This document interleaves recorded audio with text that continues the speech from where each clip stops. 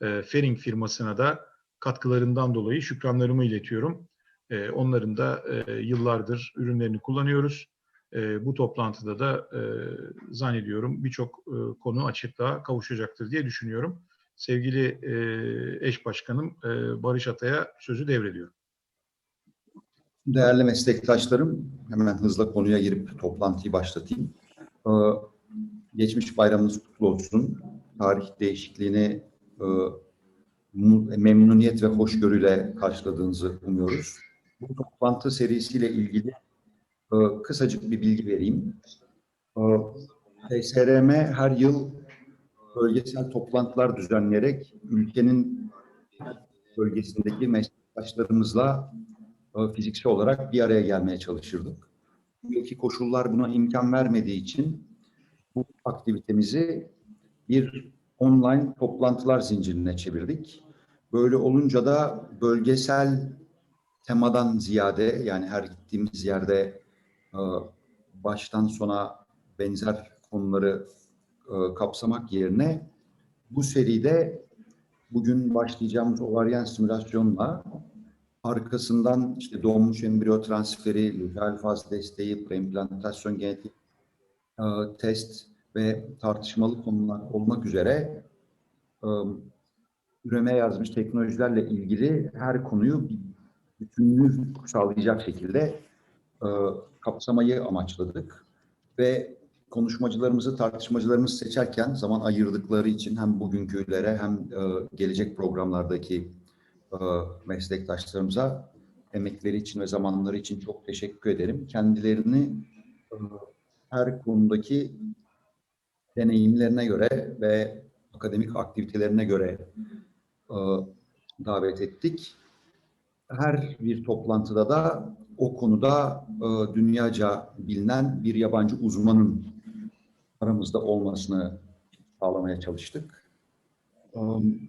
Umuyorum bu kısa zamanda 2 haftada bir yapacağımız bu toplantıları beğenerek izler ve tartışmalara aktif olarak katılıp fikirlerinizi bizle paylaşırsınız. Bu programı mümkün kılan tüm sponsorlarımıza, yani alfabetik sırayla söyleyeyim, Fering, İPSA ve Merk'e her zamanki gibi koşulsuz destekleri için teşekkür ederiz. Bu birinci toplantımızın, açılış toplantımızın sponsoru Fering'e de ayrıca teşekkür ettikten sonra programa dönebiliriz. Katılımınızı, sorularınızı bekliyoruz. Evet, herhalde başlayabiliriz diye düşünüyorum. Şimdi ilk konuşmayı yapmak üzere programa göre arkadaşlarımız, konuşmacıları salona alacaklar.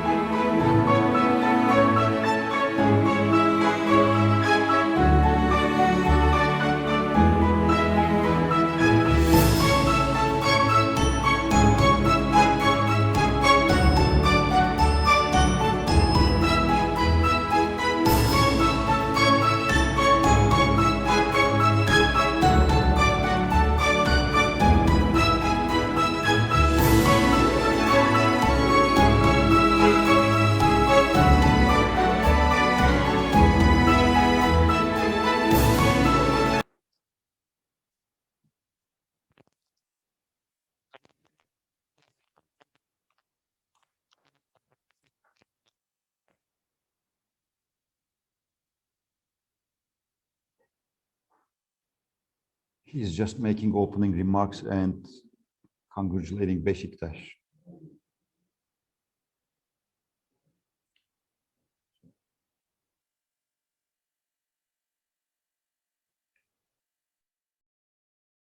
Pituitary suppression in the next 20 minutes.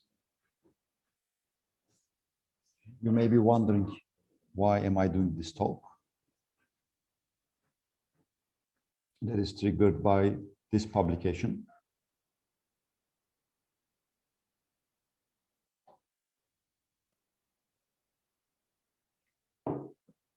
And that paper was motivated by increased proportion of frozen embryo transfer cycles in our daily practice.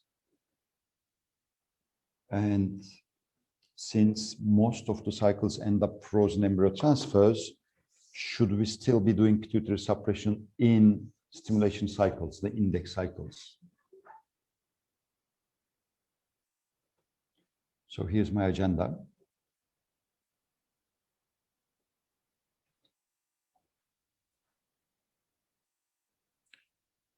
I'll cover the physiology of ovarian stimulation.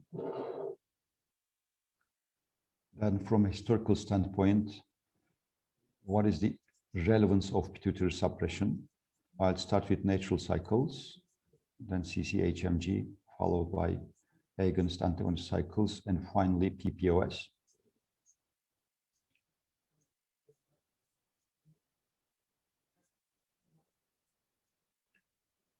And finally, I'll discuss whether we can really do stimulation without pituitary suppression at all.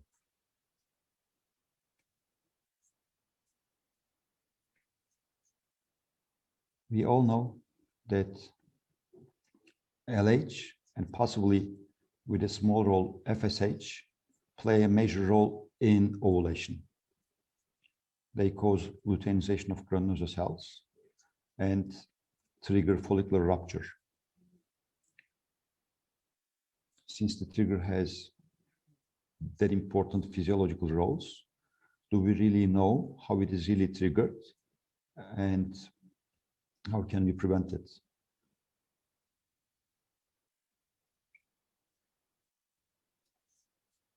If Sparrow used to say, if estradiol remains over 200 picogram per ml for 5 days, ovulation would be triggered.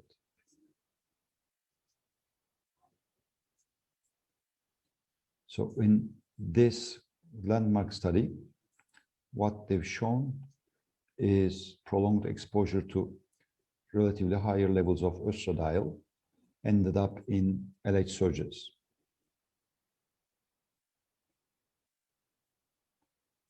While progesterone may be playing a role too, it wasn't involved in the experiment.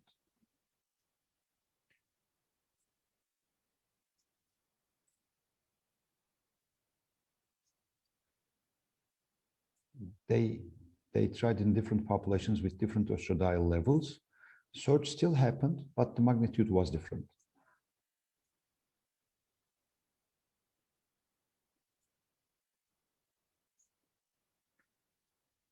Recently, there was a commentary in Fertility and Sterility regarding the trigger, the physiology of the LH trigger. What they suggested was even 5 milligrams of progesterone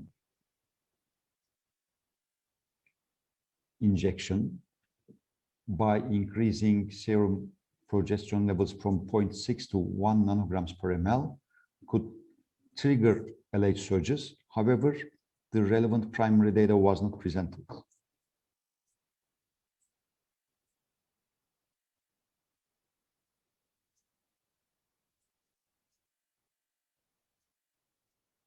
What they claimed is, in parallel with the increase in estradiol, there was an increase in progesterone right prior to LH surge. And that may be the actual trigger of the LH surge.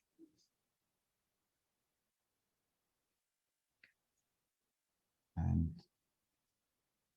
another study suggested that even with letrozole ovulation induction, in which cycles estradiol levels would remain about 150 picograms per ml, ovulation would be still spontaneously triggered. So these data altogether give us some insight about the mechanisms behind the LH surge.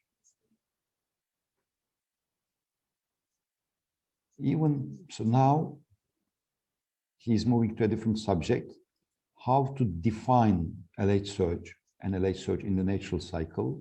So he's referring to different studies based on analysis in serum or urine.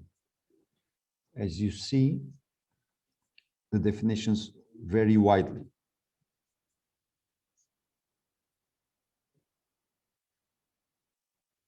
While some authors suggested an increase over 80% would be required, whereas others defined it with mean and standard deviations. So clearly there's a lack of consensus on the definition of LH surge.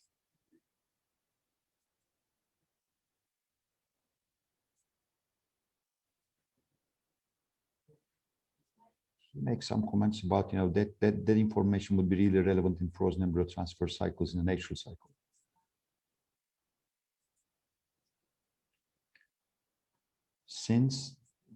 And the LH surge in a natural cycle lasts about 48 hours, when you take the sample for analysis would be relevant. You may coincide with different points in the cycle, in the surge. Then the next question is what is the period between ovulation and the LH surge? Again, the definitions vary, the observations vary, but in general, the mostly cited paper by WHO in 1980 was the most commonly accepted reference. However, we have to acknowledge there's a wide range for the period between LH surge onset or the top of the peak and ovulation. But in general, we accept from the onset of the surge to ovulation is on average 32 hours with a range of 24 to 56. And from the peak of the LH surge to ovulation is on average 16 hours with a range of 80 to 40 hours, has been reported in these studies. So if you're contemplating a frozen embryo transfer in a natural cycle, we should keep these in mind.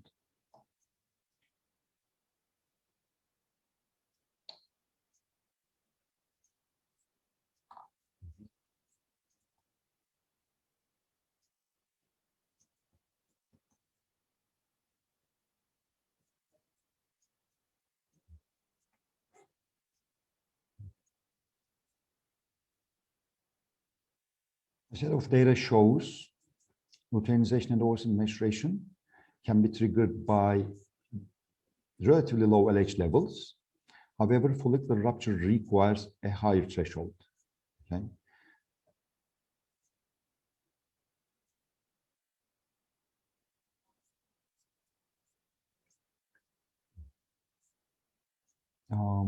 Would a single test would be adequate to detect the LH surge?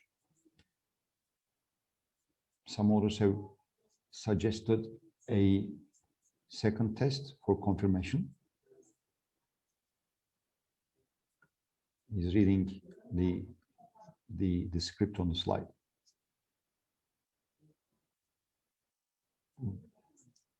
But now he's switched to premature luteinization.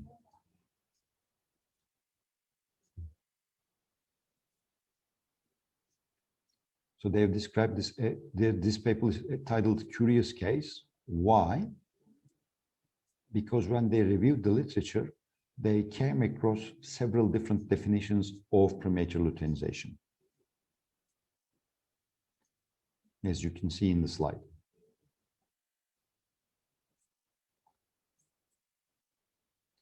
And even if a GnRH analog is used, it was reported that 5 to 20% of the cycles would have a peak progesterone elevation. So what it suggests is premature luteinization, as defined by an increase in progesterone, may not be solely dependent to an increase in LH. So how does progesterone levels increase without an LH surge. So this is a study from Turkey. This is an in vitro study, since I know it from the department. What it shows is, as with FSH stimulation, the enzymatic system is overloaded and cannot metabolize progesterone, which gets into circulation.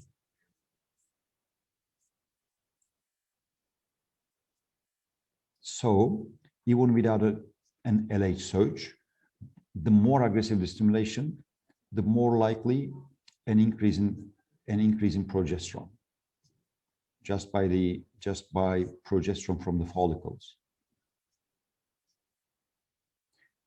However, is this relevant for cycle outcome, the increase in progesterone?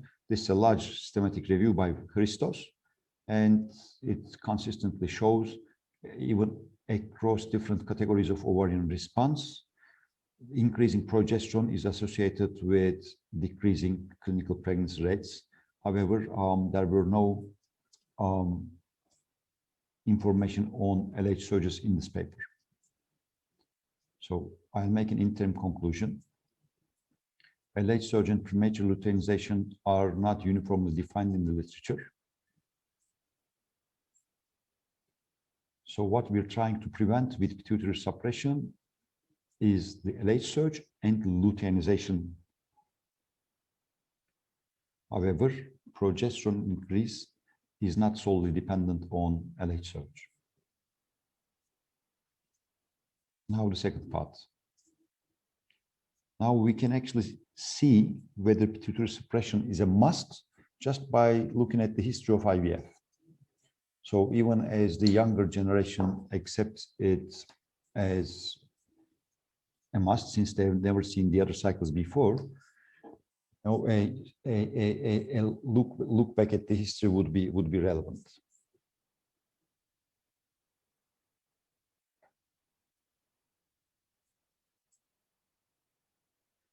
In the earlier studies, where there were no pituitary suppression, the premature LH surge and ovulation occurred in only 13% of the cycles.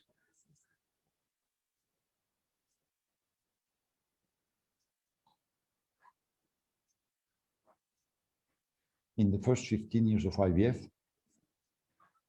pituitary suppression was not common practice. And the experience from that period shows us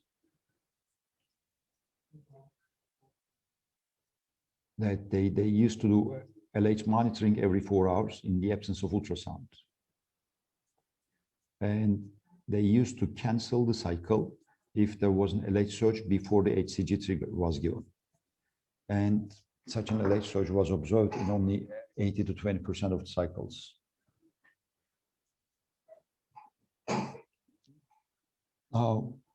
Another paper from the authors of the commentary in the beginning, they were intrigued by 80% of cycles not having an LH surge.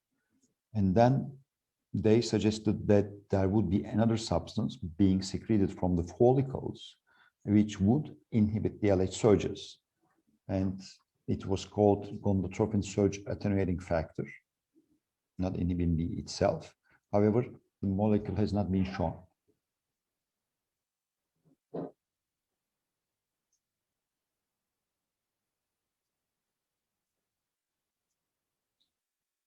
And other investigators tried out this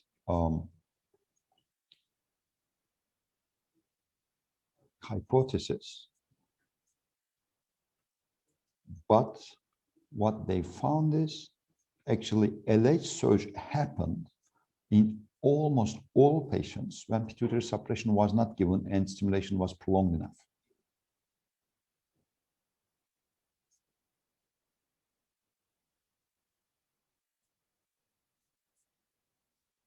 But they also investigated what would happen, what would happen if they proceeded with egg collection. What they found is actually oocyte recovery rate was significantly decreased by almost 65% in the presence of an LH surge.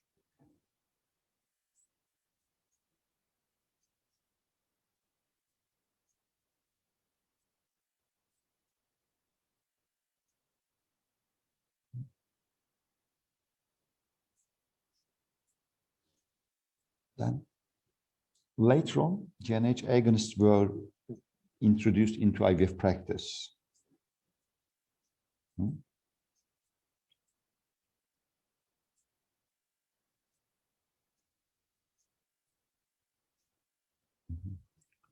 Is just reviewing a GnRH agonist cycle. What was observed is the oocyte yield was increased by 4 to 5-fold.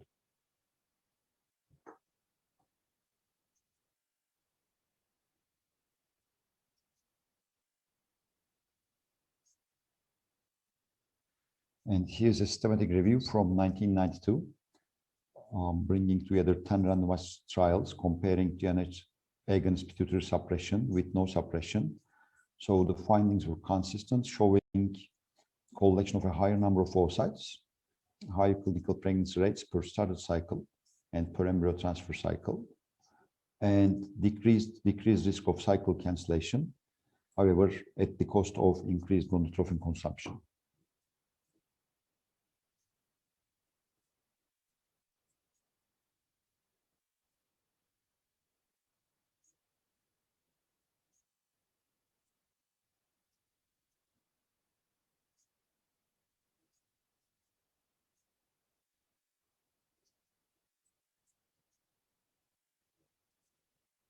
Indirect evidence from this study, the dose-finding study of GnRH agonists, 17% risk of premature LH surge and ovulation in the lower dose, and the instance of increased progesterone during stimulation was higher. Then GnRH antagonists were introduced in 2000s, and it became commonplace since 2010, and they mostly replaced GnRH agonists.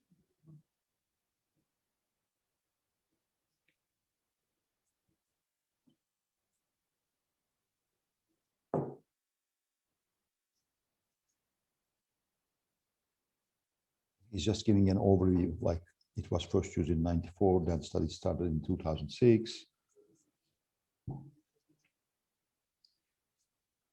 And later on, it's been shown that they had similar effects with GnRH agonists, and they required less injections. And with decreased instance of OHSS, they were deemed as having a better safety profile. And live birth rates were found to be similar in the most recent meta-analysis, both in patients with PCOS as well as in the general IVF patient population.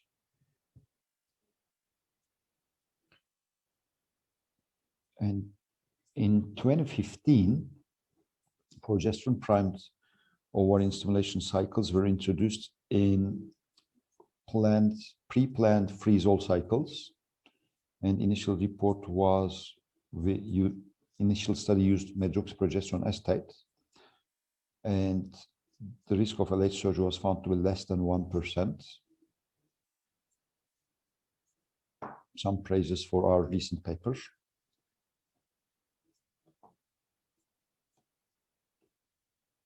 So even though the number of RCTs were small, since the observations were consistent, we can regard the data is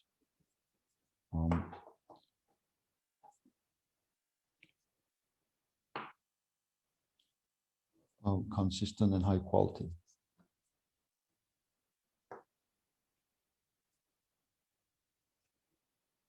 And so gonadotrophin consumption is similar with long agonist protocol, and as well as the number of oocytes collected.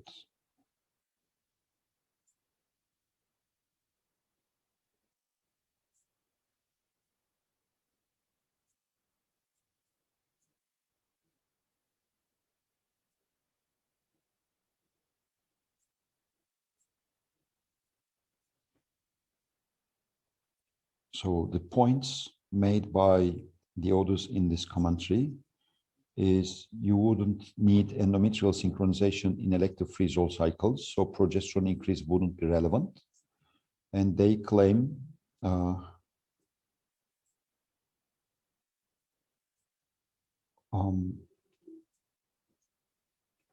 and such a protocol would look like this: no pituitary suppression, only gonadotrophins, and daily endocrine monitoring for LH and progesterone. But we can expect a 20% instance of spontaneous LH surges with this type of stimulation.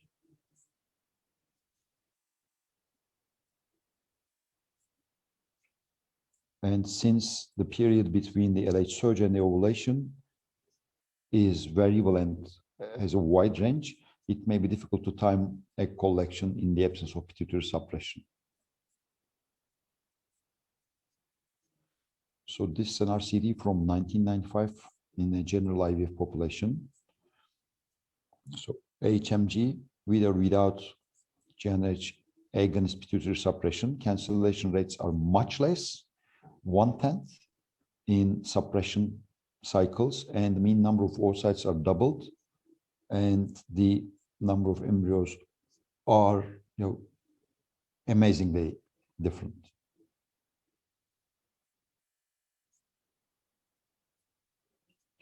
So to answer this question, nowadays we're using GnRH antagonists or progestins for pituitary suppression, even for elective freeze-all cycles. And unfortunately, there's no study comparing directly no pituitary suppression with progestin primed ovarian stimulation cycles. There are no cost-effectiveness studies, and the possible decrease in gonadotropin consumption in the absence of pituitary suppression, would it prove beneficial overall, considering the higher incidence of LH surges, premature ovulations, and decreased number of eggs? So it remains to be shown.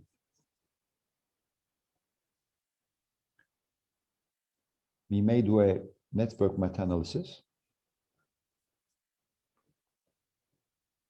Comparing these different stimulation cycles. And my final conclusions, after such a confusing presentation, in his own words, it's not my comment, Peter.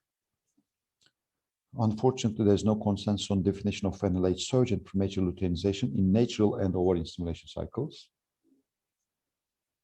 Pituitary suppression with GnRH analogs prevent both premature LH surges and premature luteinization, but it wouldn't prevent progesterone elevation due to increased number of growing follicles, the cumulative progesterone coming from the follicles.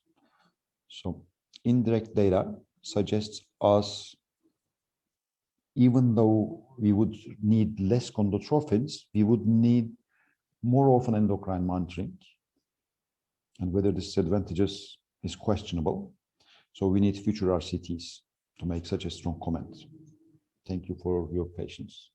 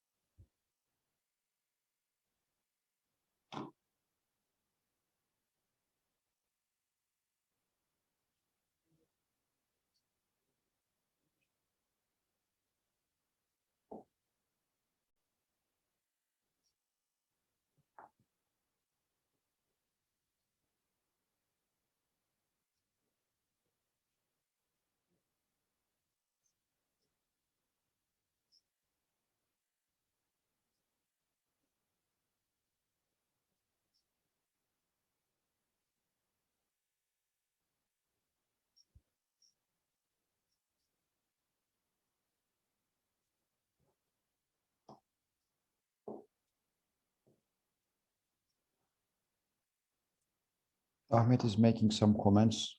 His main point is he used to observe 20-30% incidence of LH surges and premature ovulations, especially in poor responders, in women with poor ovarian reserve. And even that happens to a certain extent despite the use of GnRH agonists or antagonists.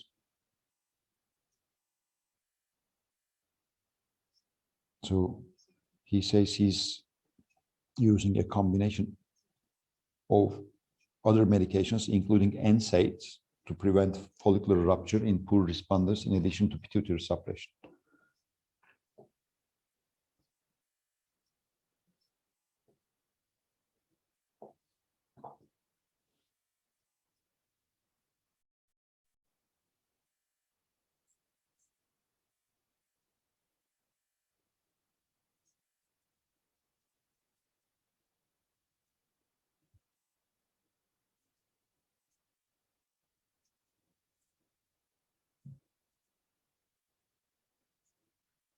So Sezcan is making a comment on the mechanism of premature ovulation in the presence of pituitary suppression with GnRH analogs. What he suggests is, in flexible protocols, if the antagonist is started late, when the leading follicle has already started maturing, that might be triggering ovulation.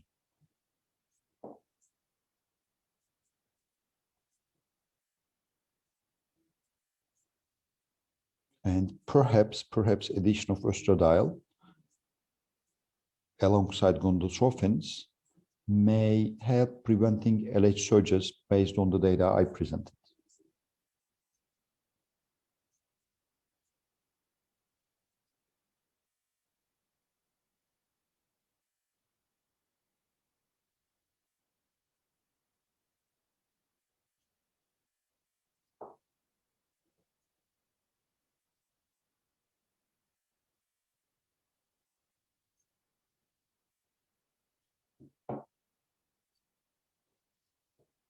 One question from the audience is, what is your progesterone cutoff for canceling a fresh embryo transfer?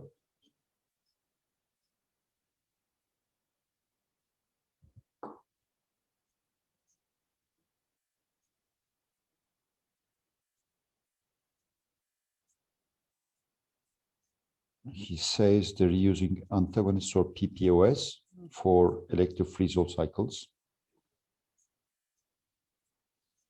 And since preventing OHSS and decreased pregnancy rates is a concern for women with possible hyperresponse, we start treating them with antagonists or PPOS.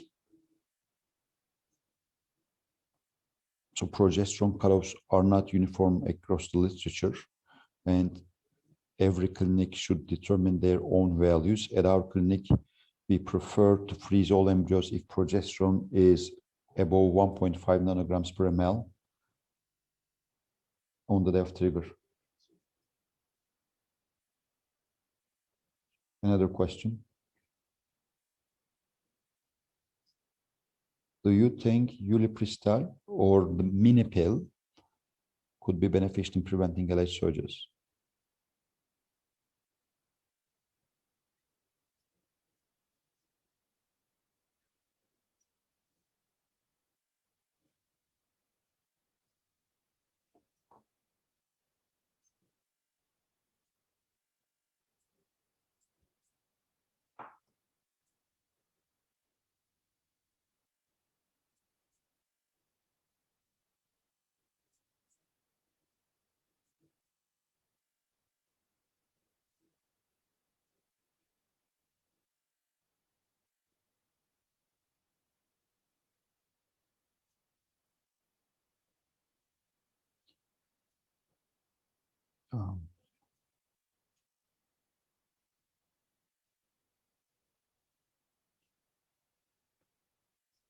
He said he couldn't make a comment on that.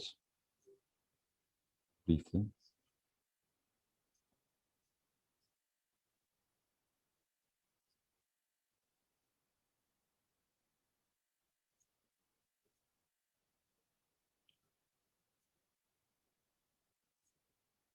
I missed the question. I'm trying to understand what they're talking about. Do you think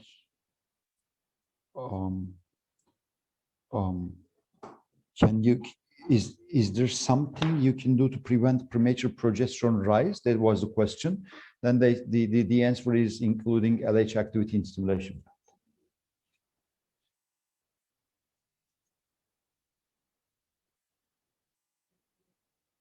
It's constantly observed in the studies. So.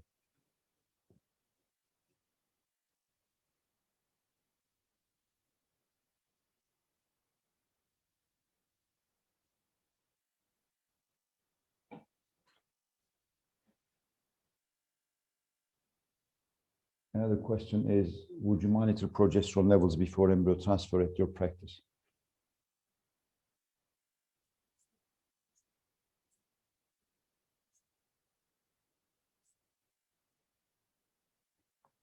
So the question can be rephrased as whether should we monitor progesterone levels after embryo transfers in fresh cycles?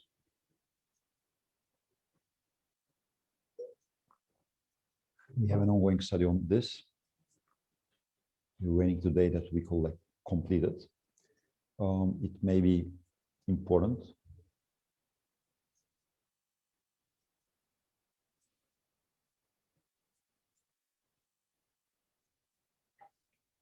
So the corpus luteum function could be different in different patients. So it may be worthwhile monitoring those. Last two questions.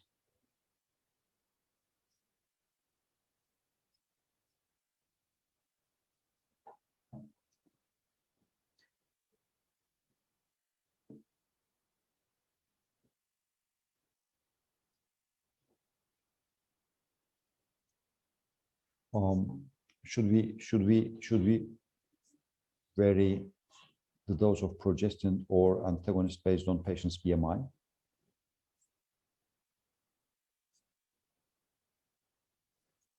The answer is the currently recommended dosages are independent of BMI, so we're not modifying.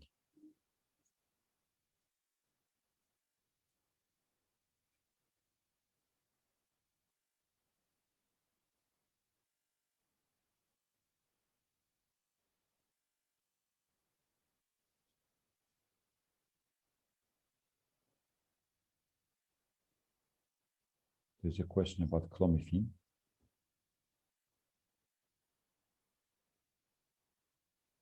Do you think the addition of clomiphene would be useful for preventing LH surges?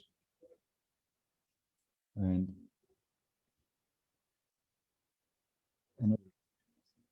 Candy asks, why continuing clomiphene until the day of trigger has not become popular in your opinion?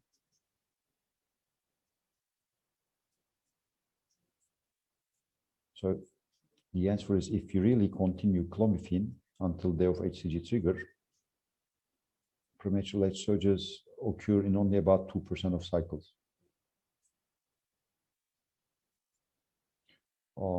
Possibly the number of oocytes collected could be decreased, perhaps. And since the success of ART cycles are directly proportional with the number of oocytes collected, it may prove counterproductive.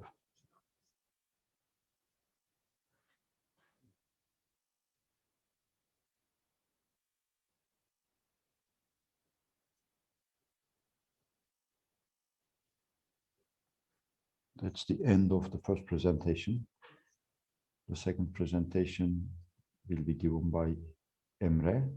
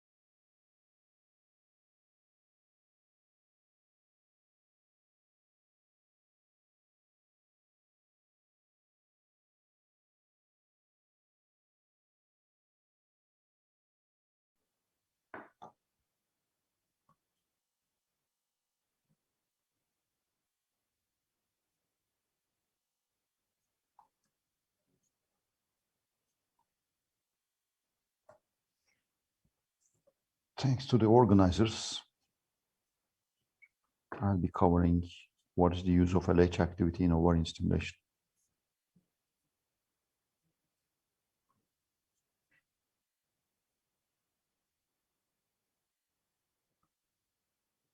So what are the subgroups that would benefit from LH activity in stimulation? The first would be hypogonadotrophic hypogonadism, but I wouldn't mention that too much tonight. It's very clear. The populations that I'll cover are women with decreased ovarian reserve, women with advanced age over 35 years, and women who had a previous suboptimal response to ovarian stimulation, or women who have profound suppression of LH.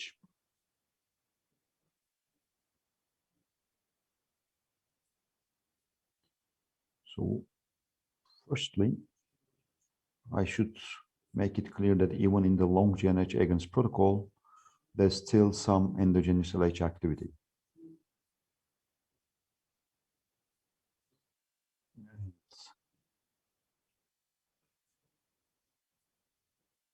And what we know is it's suggested that even as low as 1% of LH receptors,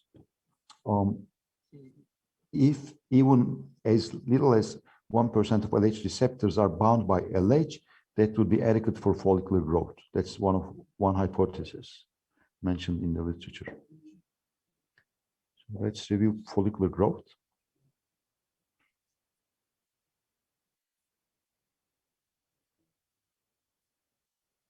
The initial stages are independent of gonadotrophins, starting from primordial follicles. We don't know exactly how those primordial follicles become activated. PIP3, protein kinase A, and AMH are probably important players. And in the second stage, proceeding to antral follicles, the follicles become dependent on FSH. And in the final stage, in advancing follicles over 10 millimeters, they start expressing LH receptors, and growth is still dependent on gonadotrophins. However, it's also suggested that LH plays a role in the transition from preantral to antral follicles, because the theca cell layer starts to form as early as these stages, which bear LH receptors.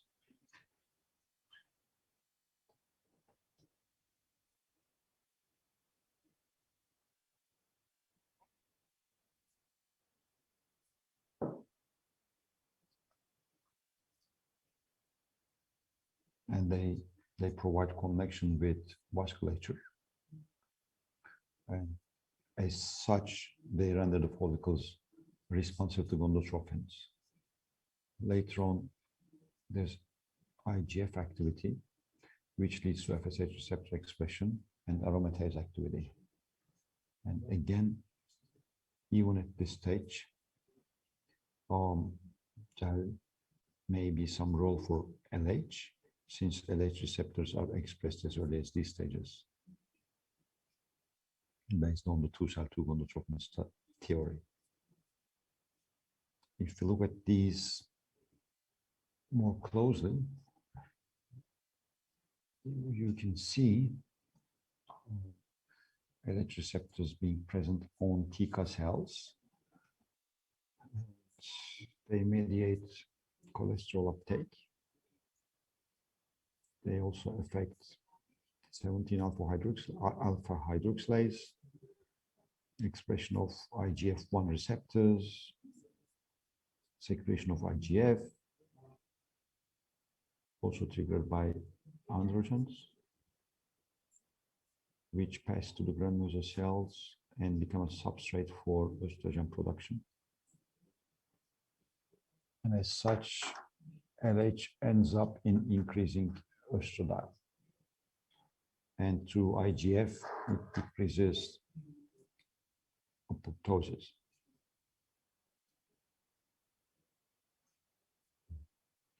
So LH is necessary for all these 4 conditions required for follicular growth, which are gaining LH dependency, increased estradiol production capacity.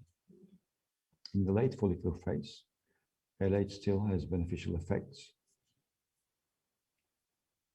Even increased FSH activity leads to increasing numbers of LH receptors on granulosa cells. And through CAMP and protein kinase pathway, it contributes to progesterone production and increasing growth factors in follicles above 10 millimeters. In granulosa cells, they increase fibroblast growth factor, and they support aromatase expression and steroidogenesis.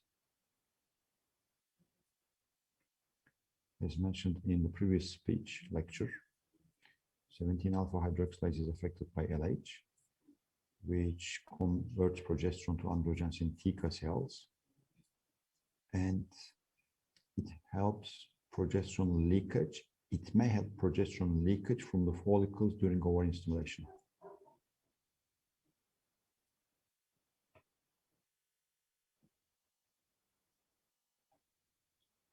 Progesterone is converted to androgens in TICA cells with LH activity, thus decreasing progesterone leakage to circulation. So what's its effect in the luteal phase? It supports corpus luteum, maintains corpus luteum, and supports its steroid production. And increases endometrial LH receptors themselves, which may support cytokine production required for implantation.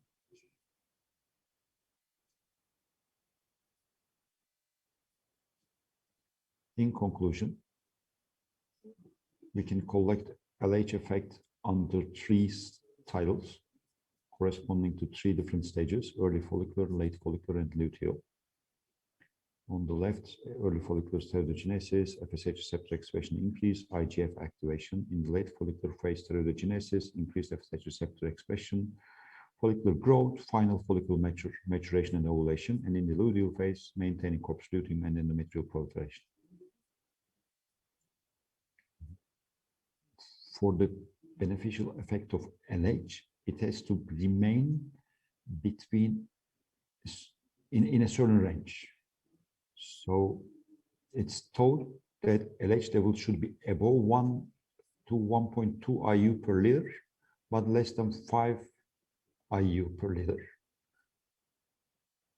And above 5 IU per liter, premature luteinization can happen, and oocyte growth can be impaired.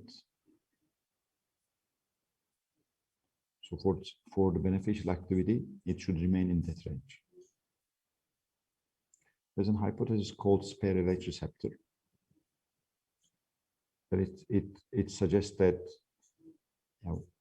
only 1% of the LH receptors need to be activated for its beneficial effects. However, this hypothesis comes from very early predated animal studies, and HCG could be different from LH, and the receptors and the response of the receptors in animals and humans can be different. So whether this hypothesis is applicable to humans is questionable. Even if we accept that it is correct, still some patients may need more LH.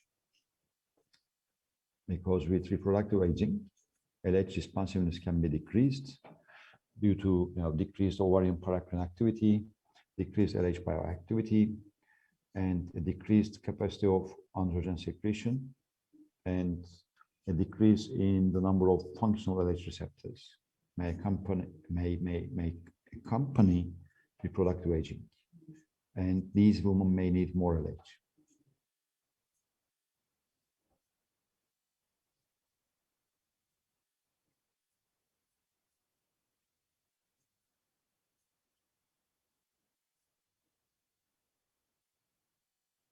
He's relating these to some studies in males. with decreased androgens and decreased LH activity.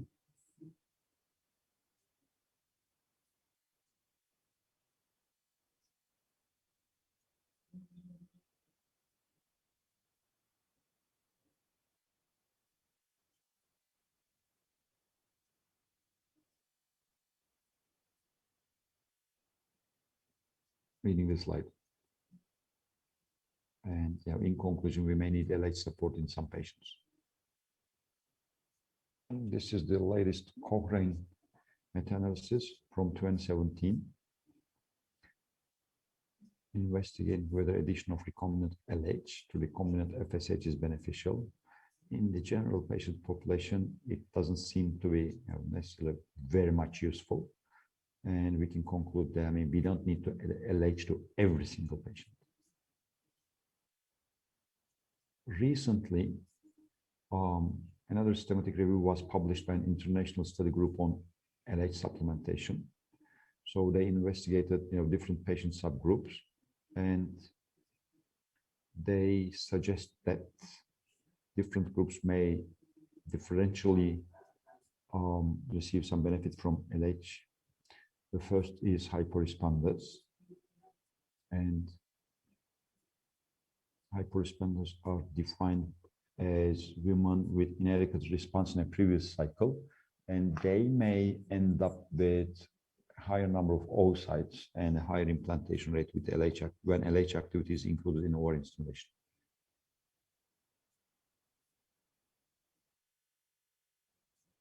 Another group involves women between 35 to 39 years old.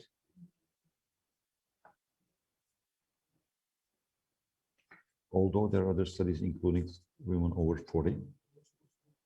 However, a beneficial effect of LH was not shown in women over 40, and the authors suggest it may be beneficial between the age of 35 and 39. And that relies on a study by Ernesto, 300 patients in each arm, younger than 35 or 33 to 39, 36 to 39. So women have been randomized to addition of LH from the first day of stimulation or not, in addition to recombinant FSH. And in women with 36 to 39, they were found to have a better implantation rate, especially if it started from the first F cycle. Is LH routinely necessary in antivirus cycles? No. Or is it routinely required in agonist cycles with profoundly suppressed LH levels? The evidence is not adequate to suggest so. Prevention of OHSS, LH could be useful in that aspect. In women receiving LH activity during stimulation end up with lower rate of OHSS. LH activity does not necessarily have to come from recombinant LH. It can also be given by HMG. In this megaset study, women with an MH value of level of above 5 milligrams per ml. These women have lower risk of early pregnancy losses with similar live birth rates, and the risk of OHSS was significantly decreased with highly purified HMG as compared with recombinant FSH in that study. Another group could be poor responders. Based on this systematic review, it's difficult to make a comment for poor responders because the definition of poor response is very heterogeneous. And the studies used Bologna criteria or other criteria. So it's difficult to combine them together, and it's difficult to make a comment for poor responders. However, there's a 2014 meta-analysis which compared the addition of recombinant LH with not adding any recombinant LH to recombinant FSH, and it suggested that the addition of recombinant LH or LH activity would be beneficial for live birth rates. More recent studies, the SPART study,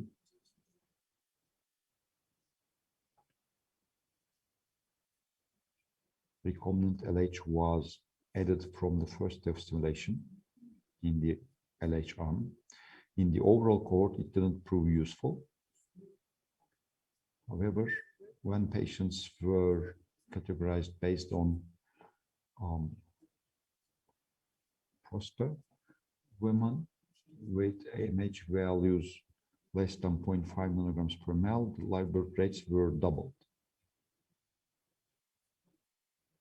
Another recent study from France, it's retrospective, more than 100,000 cycles. And in poor responders, LH seems to increase cumulative live birth rates. However, how LH support was given, whether it was HMG or recombinant LH, or whether it was started from the first day of cycle or later on, is not reported. And following the introduction of Poseidon classification, other studies have been conducted.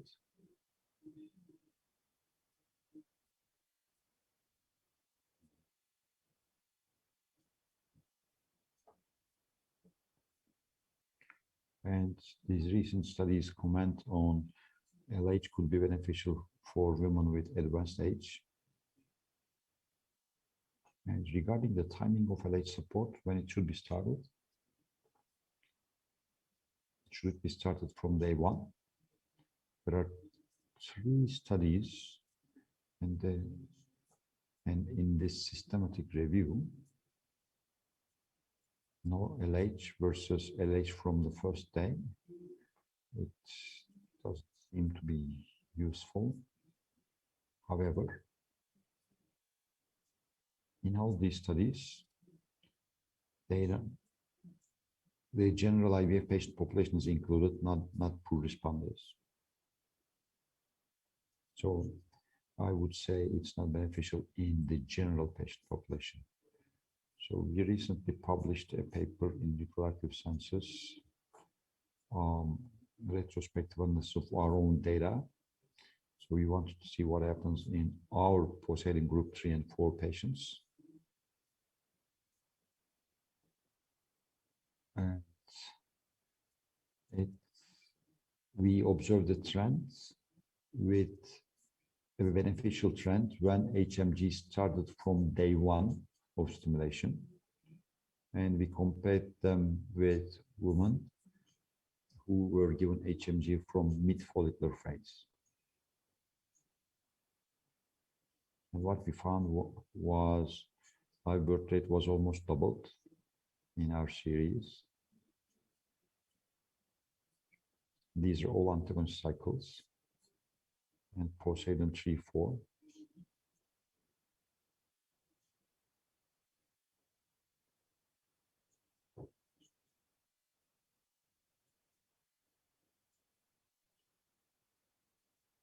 This is the only single-centric study comparing a similar cohort. However, there are limitations: retrospective study, small sample size, univariate analysis.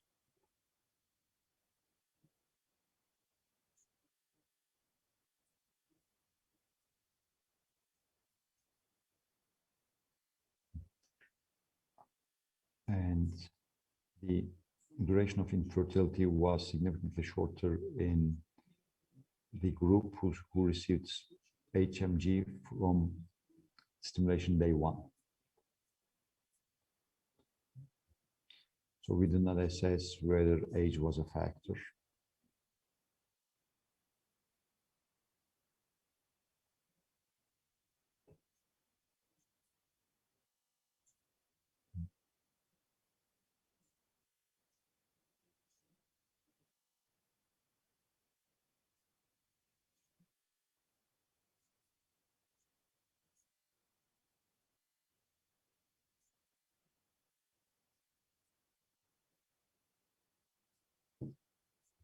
What are the differences between the source of LH activity?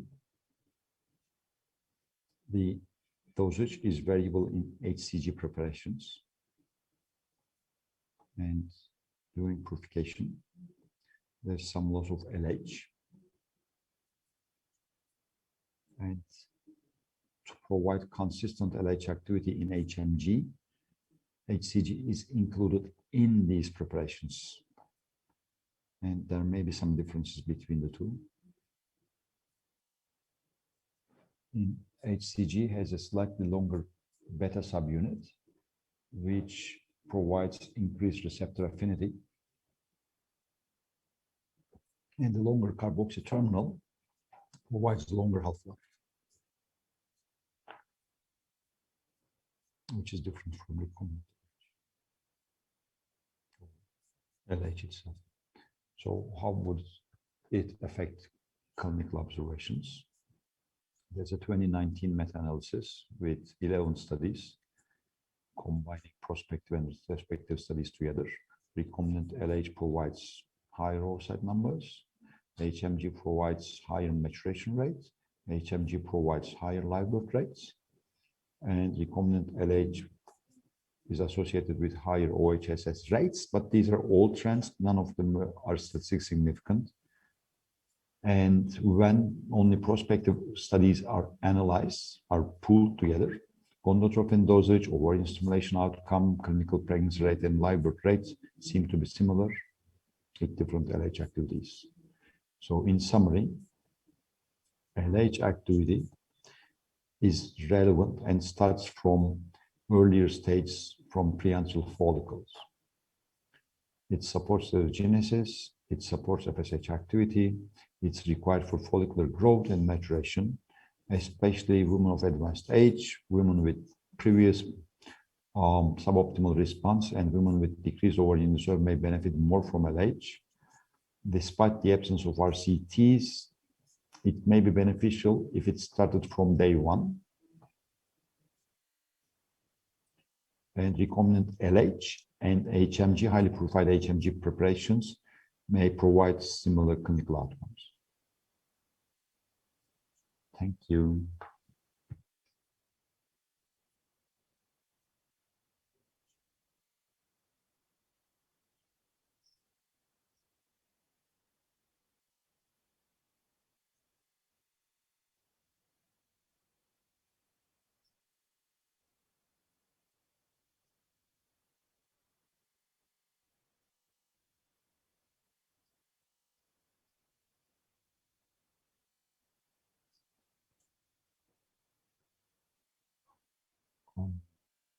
Ahmet is making some comments. He says, in my over 30 years experience, I've used LH extensively.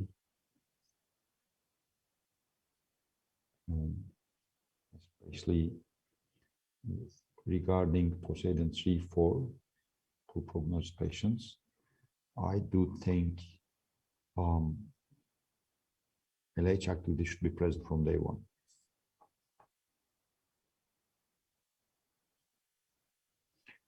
I would say it's absolutely not harmful. It may be beneficial.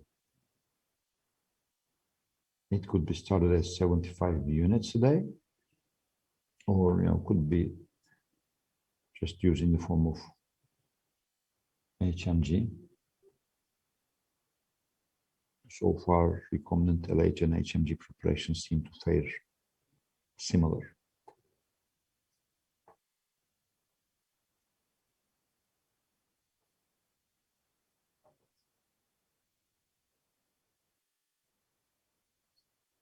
I talk shorter than them because, some sentences are just repeated. Some questions.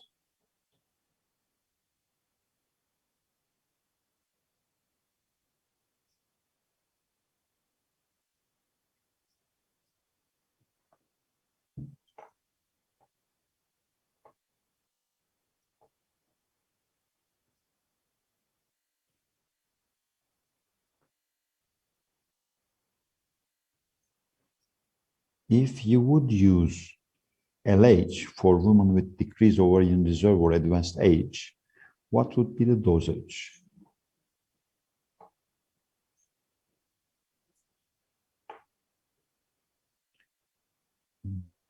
So he says it's the proportion that may matter. Could be 1:2 or 1:3 with FSH to maintain it in the supposed beneficial range.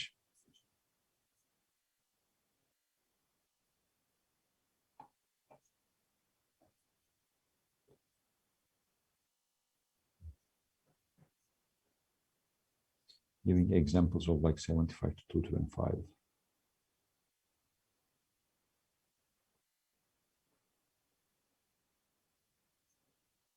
And for preventing premature LH surges, the ideal ratio is somewhere between 1:2 or 1:2 or 1:3.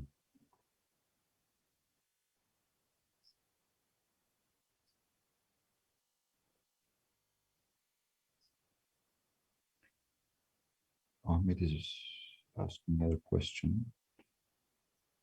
Referring to some older studies, they start with only FSH and then add only HCG, not LH, and they don't observe a ceiling effect. So they have like 200 units of HCG. I believe he's referring to Markov Likori studies.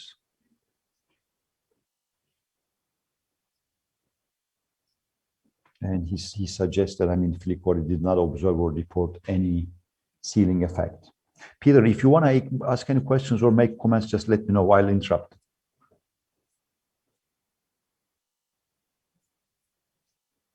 He says he's not personally convinced of the ceiling effect himself either.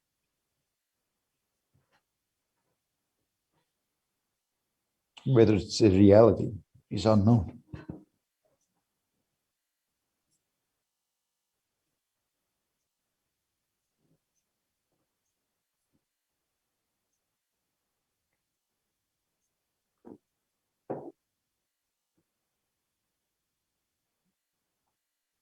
He's referring to prevention of OHSS, inclusion of LH, slowing down follicular recruitment and leading to atresia of smaller follicles.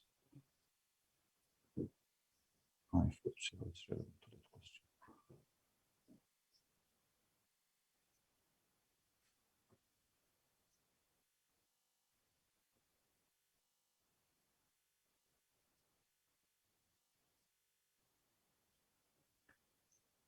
Since you mentioned longer half-life of HCG, if you start an HCG containing preparation from day one, one can anticipate that it can be accumulated.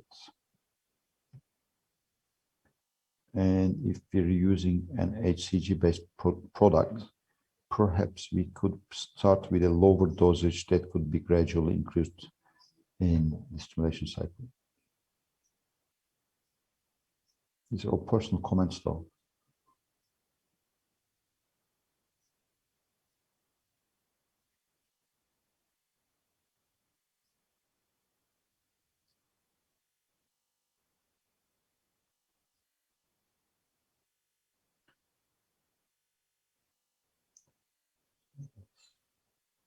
A bit difficult comment. He says maybe we should start with a dosage of 75 units at the beginning.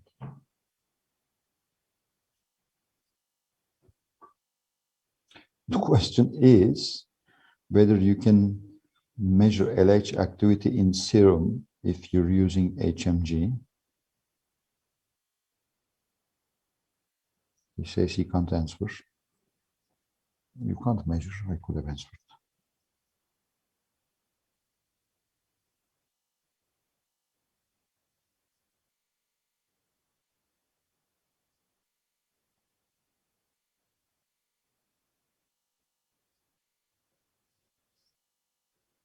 There could be, say, problems. That's the summary. Measuring FSH is easier. However, if you're using HMG, it's difficult to measure LH levels. And even if you're using recombinant LH, it's very difficult due to short half-life.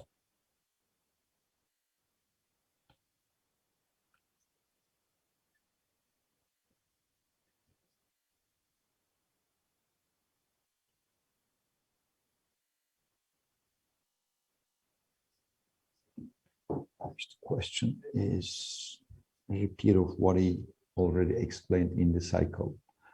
Do you start from the start or later on? Do you monitor LH levels to decide when you start LH activity? He says, no, we're not monitoring LH levels. We're starting it in early follicular phase for women with decreased ovarian reserve and diminished ovarian, advanced stage.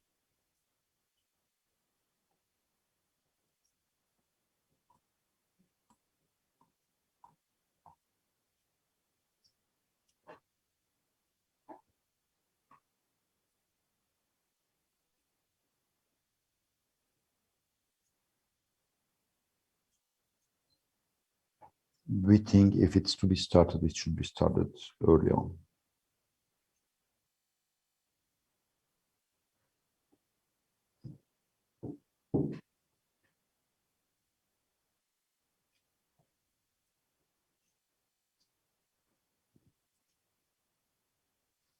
Peter, they're asking whether you would like to make any comments or questions.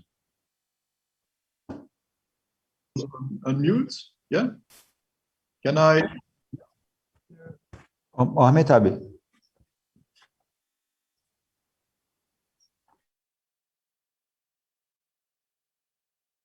Sorry, is this a question for me? Yeah. Yeah. No, he's just asking whether you'd like to add anything, make any comments, or have any questions. Well, comments, yeah, it's great. I like the talks. I'm a good translator also, so.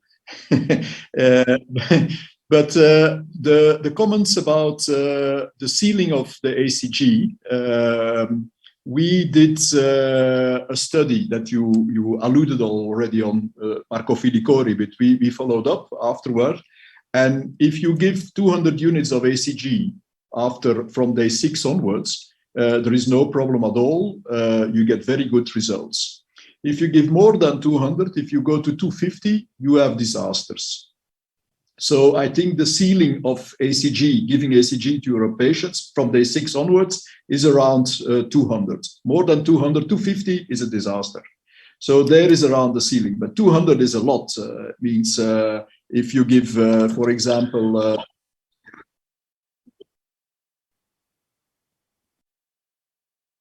Peter, he's asking, since you're mentioning HCG in units, how would that convert to LH levels? Or well, let me modify the question. How, for using the current preparations, right?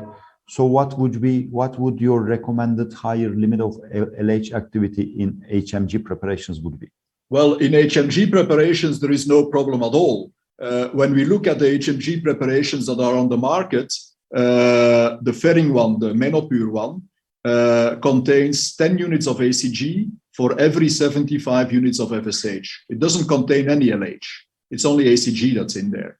So if you want to go over the ceiling, you have to give 20 ampoules a day, which I hope nobody will do. So I don't think there's any problem from that.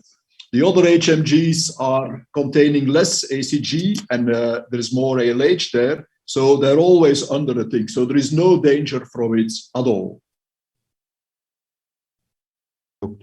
Thank you for making that clear. Pleasure. Any other comments, Pierre?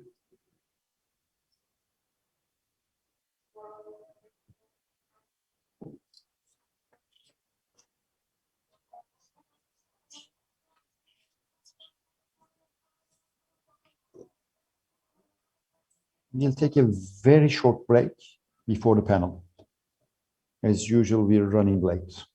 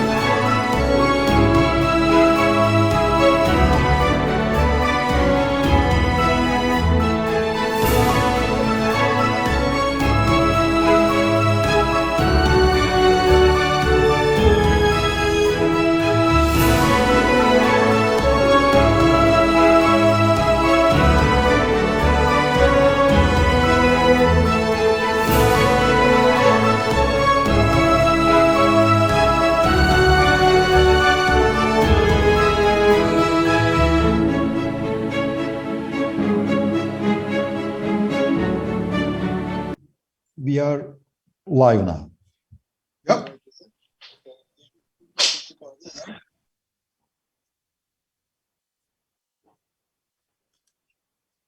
So we're over 400 people. We are very pleased to observe this high participation.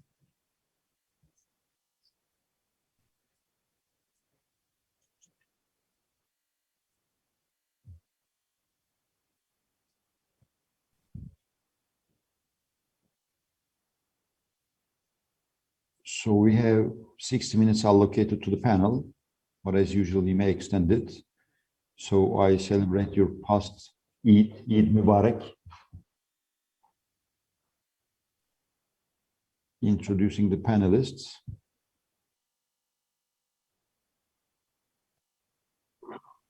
Ahmet is the president of TSRM. Ayşe is from the American Hospital. Sezcan is from Hacettepe University. Erbil is from İzmir.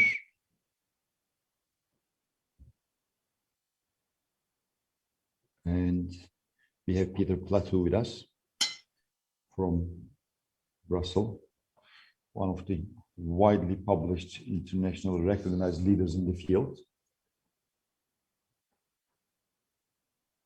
So I have a few questions prepared. I will direct it to individual panelists, and I'll receive the questions through WhatsApp. I'd like to address the first question to Ahmet and Peter. Then we'll discuss stimulation. Sorry, we'll first start. In the second part, we'll be discussing adjuvants. Anyways, we'll see the questions as they come. He explained it a bit complicated. The subject is women with decreased ovarian reserve. So we're not referring to women with normal ovarian reserve or normal responders. So please, when sending us questions in, make sure they're relevant to women with poor ovarian reserve. The first question is to Ahmet. There's a complicating issue in decreased ovarian reserve when antral follicle count and AMH are contradictory. I'm also asking the same to Peter. So when they're not concordant, when they're discordant, as the clinician, which one should we take into consideration in face of AMH and AFC discordance? Let's start with Ahmet.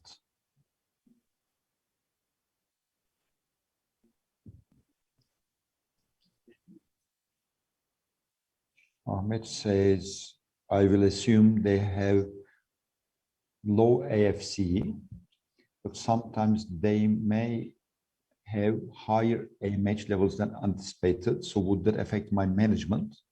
I would prioritize AFC myself. AMH is secondary for me. If the AMH assay is a reliable one, the Roche one,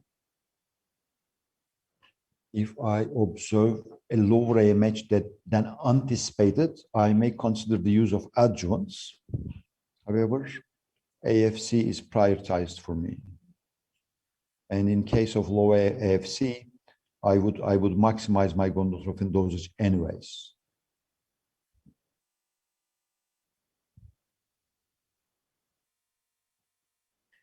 Peter, don't forget, I'm a mere translator. That doesn't mean I agree with everything told.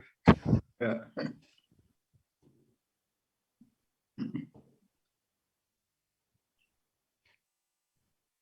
And even though I prioritize AFC, if I observe low AMH with normal AFC, I would still increase my FSH dosage from the start. So what he says, if any of them is decreased, in summary, he would maximize his gonadotropin dosage and he would consider having LH activity in stimulation. And his highest dosage is 300 units a day. whichever is low. My answer is AFC is priority for me, but I would just take AMH into consideration. Peter, now it's your turn. Yeah, well, I agree basically with the former speaker.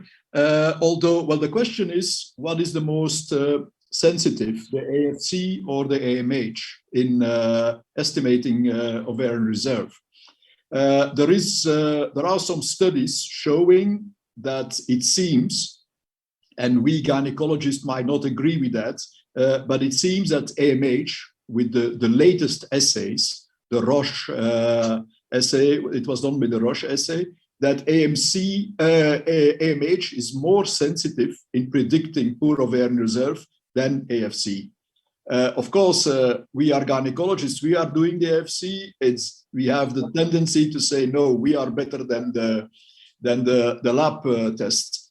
But it seems that scientifically, AMH is doing better than us doing the ultrasound. In practice, where I have this discordancy a lot is in preparing egg donation cycles, egg donors, which I think in Turkey is not so important, but most of the egg donors are under the contraceptive pill.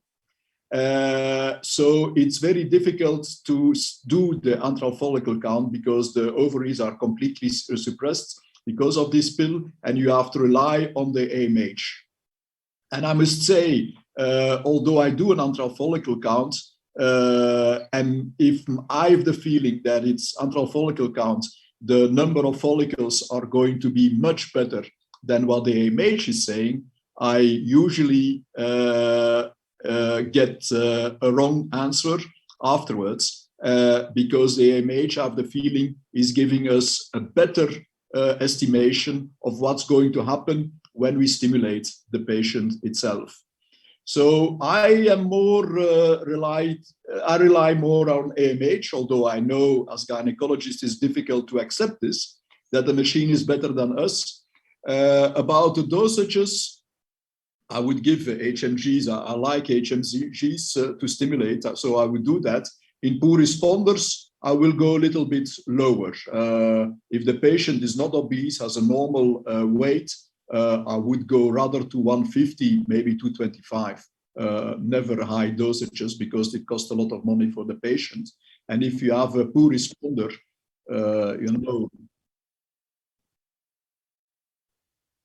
Peter, he says he thanks to you and Ahmet, and he says he wasn't anticipating this response. He was anticipating that you would both say AFC would be priority. So, as you predicted, the gynecologists are surprised. Yeah. Now I have an additional question for both, and then he'll direct me a question.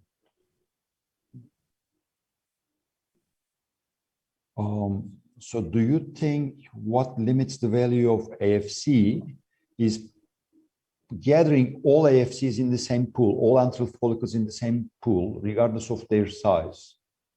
Okay. So some of them secrete higher levels of AMH based on their size. Do you think we would need a different classification for a new classification for antral follicles? Peter, you're probably aware of the paper in HR some while ago, categorizing antral follicles based on size. Yeah. I know he's referring to that. What he says is, I take into account total antral follicle count, and my clinical management wouldn't vary based on AMH. If AMH turns out to be less than I anticipate based on antral follicle count, I would consider adjuncts. Yes, Devam? Peter, this is for you.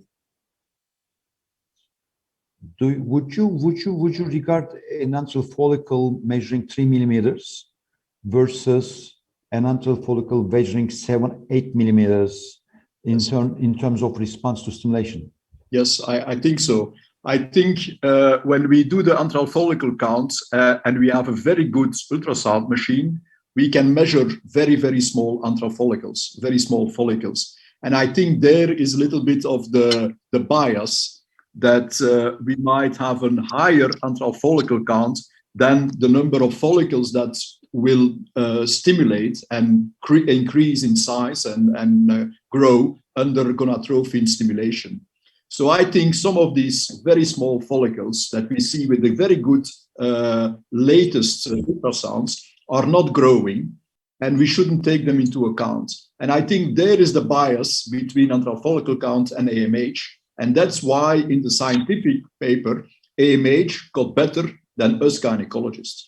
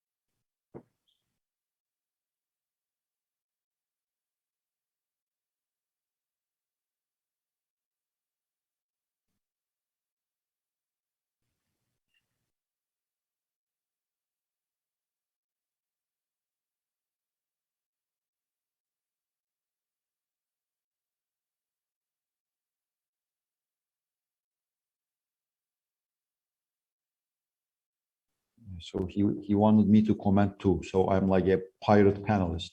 Okay, yeah, because I said I agree with you. Okay. I refer to Didier Devally's PCOS studies with probe frequency and number of follicles. Yeah. Now the question is, are you using any androgens for women with poor ovarian response? If you're using, which androgen, what dosage, how? Starting with Ayşe. So she says DHEAS and testosterone are the available androgens. However, we're not using any of them at our clinic. And because when we review RCTs for either DHEAS or testosterone, they don't seem to be, significantly beneficial when these studies are scrutinized in detail. For live birth, the additional value is questionable. For testosterone, though she omitted saying that, some studies suggest they may be useful if they're used for almost 120 days, starting from the antral follicles. There are some studies involving such long periods. However, they include biases as well. And the studies have used different periods of priming, different dosages. Even though they look promising,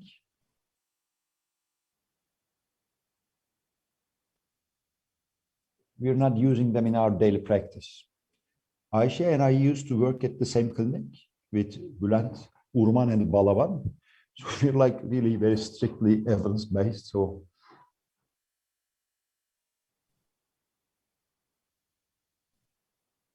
anyways, we are awaiting further studies to use it. We're not using it at the moment. So you're not prescribing any biasteron at all? She says no, not at all. Testosterone, no. Now, Ahmet for the opposing opinion. We all know he uses them a lot. And now he's saying, I have 10 years of experience. And I have my own protocol. They published in a Turkish journal. And there are several RCTs showing that they're effective.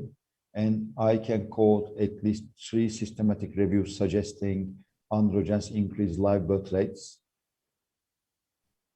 I can remember from the top of my head like 4 of them.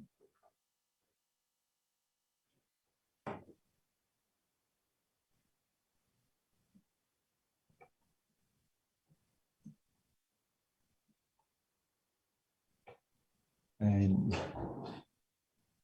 he says the largest study suggesting that DHEAS is ineffective comes from Turkey, but the average number of eggs collected is 7 in that study. So I would doubt if these women were really poor responders.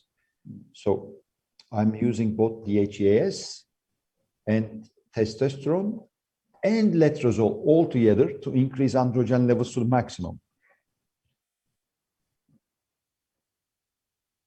And if you would measure their testosterone levels before treatment, I would expect they would have low testosterone levels.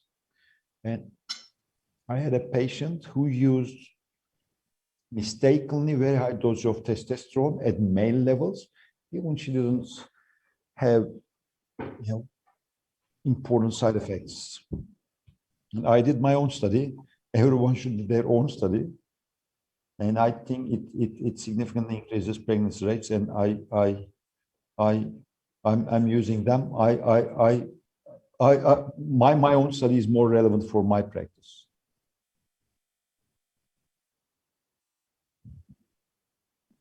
So how, I know your protocol, but would you please quote it?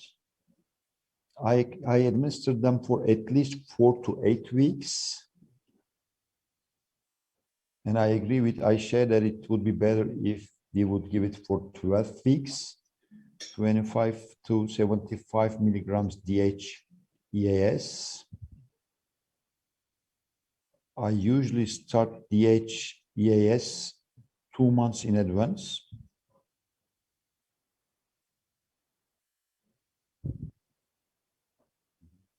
And the patients I'm referring to are women who have unpredictable follicular growth. Sometimes they grow follicles, sometimes they don't. And when you put them on androgen, I think you observe follicular growth.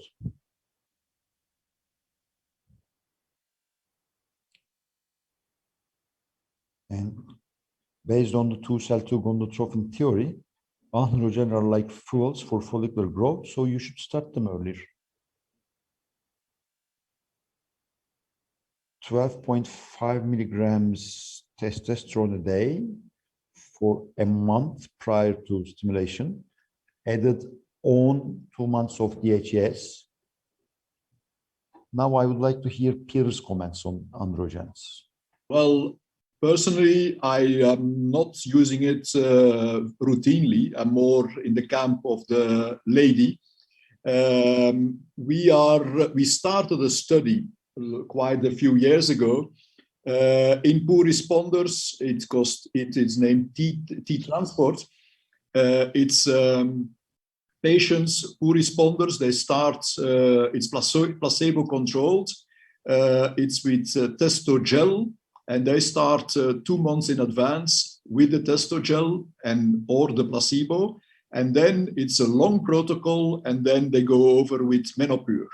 Now the study had some problems with recruitment. I hope it's picking up again, but we're basically waiting for the result of this study, because this is a really randomized controlled placebo study where we compare at least 8 weeks of Testogel, plenty of testosterone, with placebo. And there we will see the number of oocytes and the pregnancy rate.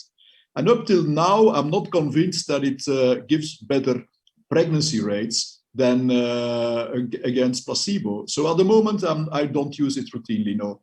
What I know is that patients never complain. Yeah, so they never.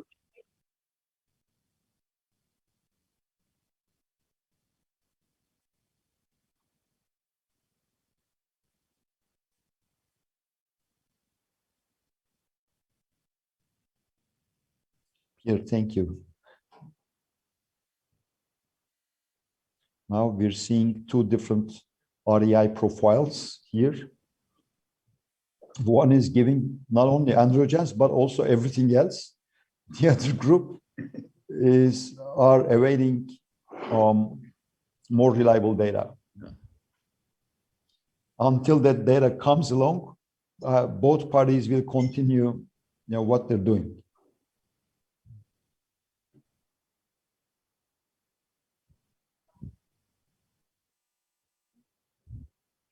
So far, we still need stronger data, high quality data. Now I'd like to ask about growth hormone. I'm asking this because I'm coming across a lot of patients on growth hormone recently. And if you look at the data, it's pretty heterogeneous. And I'm asking Sezcan, Ahmed and Peter later on, are you using growth hormone? If you're using it, when do you start it? At what dosage? When do you stop it? And aren't you scared of growth hormone? It's my personal question. Says John. He says we tried it out between 2014 and 2017 in our clinic. The data comes from small sample studies. There are like 12 studies published, almost like 600 women in each arm. Heterogeneous patient population. The dosage is heterogeneous, varying between 1 to 12 units a day. And people started it on different times in luteal phase, 10 days ago, 15 days ago. It's a mess. And there's more meta-analysis than original studies. So we think it's useful. It may be useful in women with growth hormone deficiency, with panhypopituitarism. 4 units a day may be beneficial. We've experienced this, but it's the before and after study. So in unsuccessful cycles, we did a before-after study. But even in that case, we haven't seen a benefit and we haven't published this. And so I think there's publication bias in the available studies too. It's pretty expensive. So at the moment, based on our own observations too, we're confident that it's not useful and we're not using it. Ayşe is not using it. Erbil is not using it either. Ahmed and Peter. So let Ahmed go first. Ahmed says, yes, I'm using it. So how are you using it? Now Ahmed is getting a bit angry. You can start it in 2 ways. One based on Tessaric original studies. You can start it on this 5th, 6th day of follicular phase for 7 or 8 days, 3 units a day. Or the other way is starting it in the month preceding stimulation from the luteal phase before gonadotrophins. And the dosage in those studies were 3 to 8 units a day. But if you're using higher doses, you can use it on alternate days. The addition of growth hormone may decrease the need for gonadotrophins. And when making comments on costs, we should also take this into consideration.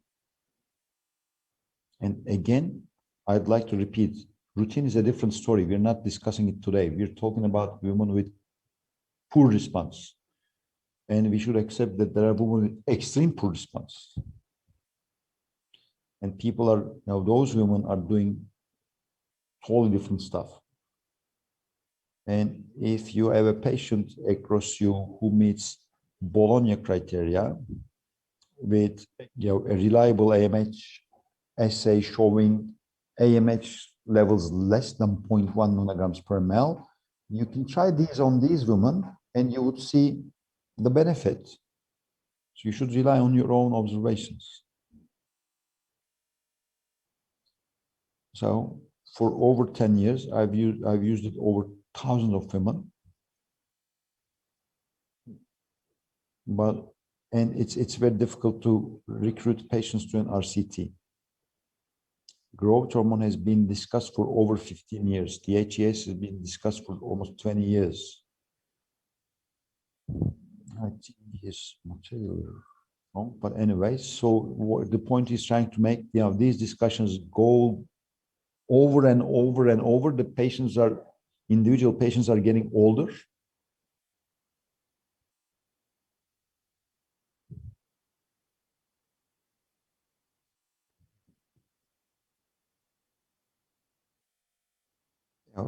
If RCTs are not available, we should rely on in vitro studies, animal studies.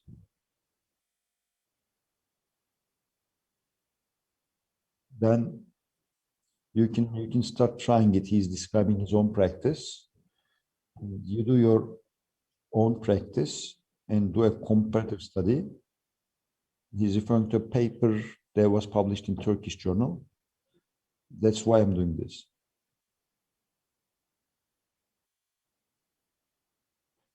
Yes.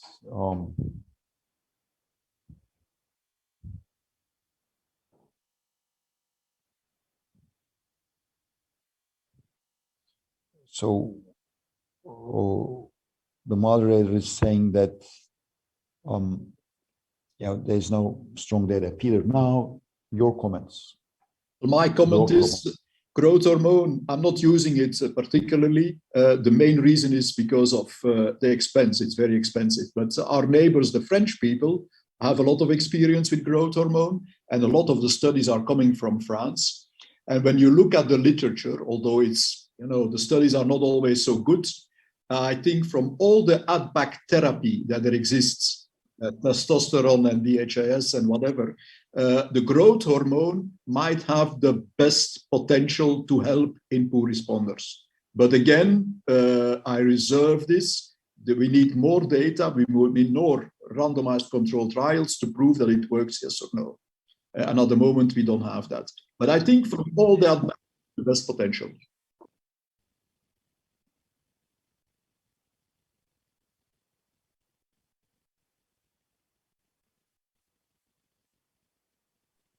Similar to androgens, we need data, but I'm seeing patients who are on high doses of growth hormone, like 8 units, 15 units a day, and I'm concerned about the safety of growth hormone at these dosages.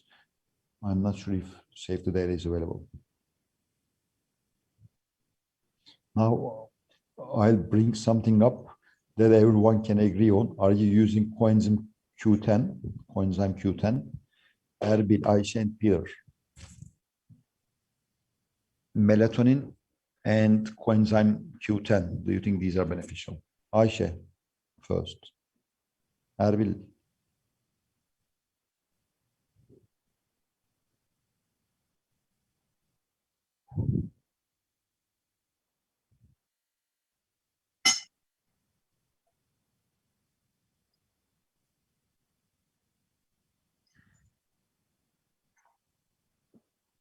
I think poor responders are not homogeneous. They can be subcategorized. There are women with extreme poor response.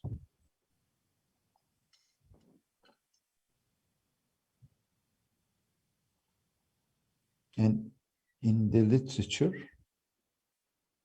papers usually suggest positive effects. Just like Ayşe said before, anything that should be used for 2 to 3 months. I don't have personal experience with melatonin. I am personally using, not personal, I mean he's prescribing to his patients coenzyme Q10 and DHES for 2 months. We are not, Ayşe is saying, we're not using neither coenzyme Q10 nor melatonin in our clinic.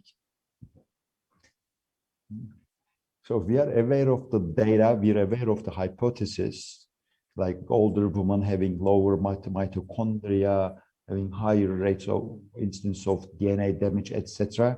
And antioxidants can balance, are suggested to balance these harmful effects, but so far the data is not showing it, especially with regard to live birth. So we're not using it. Reactive oxygen species take part on some pathways between intercellular signaling. So they're not necessarily to be suppressed all the time. So he asks, he's trying to trigger her. He suggests that coenzyme Q10 has better data than growth hormone and androgens. So some papers suggest younger women with low ovarian reserve may have higher numbers of oocytes with coenzyme Q10, but I mean, it doesn't reflect on live birth rate.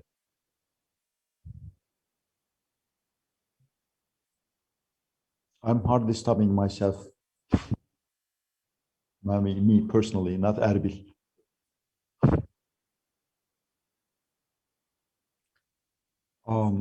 So Erbil's criticism for some studies not showing beneficial effects, he thinks coenzyme Q10 is used for at lower than necessary dosages based on the just mere availability of the tablets in the market.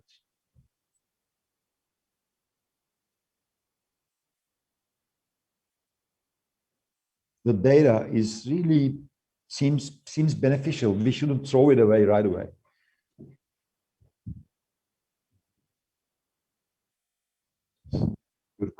Peter, yes, coenzyme Q10. Well, I'm aware of it. There are some studies that show that it might be better, but I think in this field, add-back therapy in poor responders, you have to be careful of the bias of publication, a publication bias. If you have a good result with coenzyme Q10, you will publish it. If you have a bad result or no result, there's a high chance that you will not publish it. So we see publications only in the positive way, and we don't see the ones in the negative way. So we have to be aware that there's probably a high publication bias in it. I don't believe in these enzymes. Melatonin, you were concerned about growth hormone, that it might be dangerous. I wonder how melatonin might not be dangerous either if you give it in high dosages.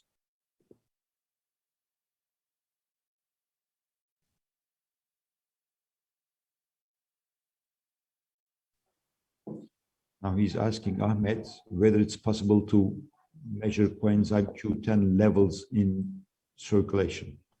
He says we even measured it in follicular fluid, so I assume it would be possible to measure in the serum too. I would like to answer in this way.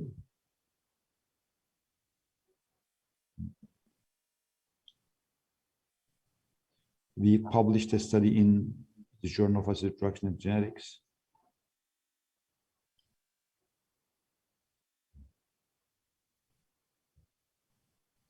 And what we observed a positive relationship correlation between follicular fluid coenzyme Q10 levels and pregnancy rates.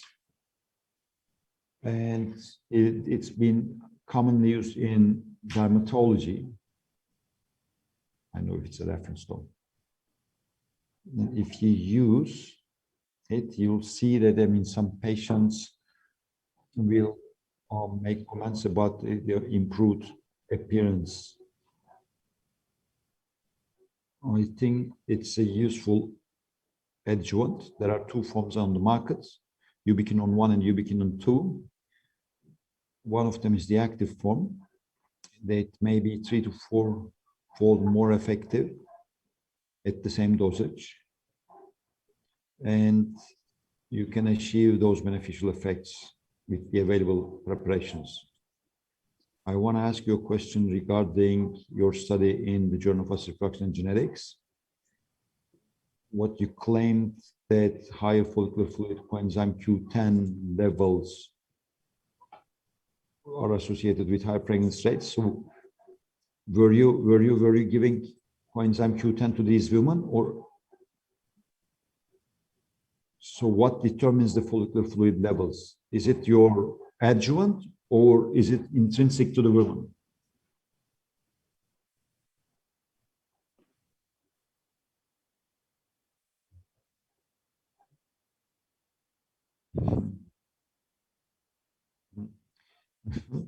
You should do another study. And I'm prescribing coenzyme Q10 myself. Gürkan.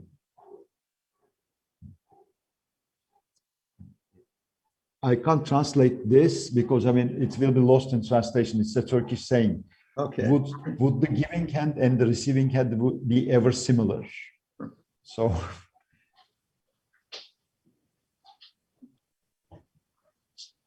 Barış, you know, he's asking my own opinion. Okay.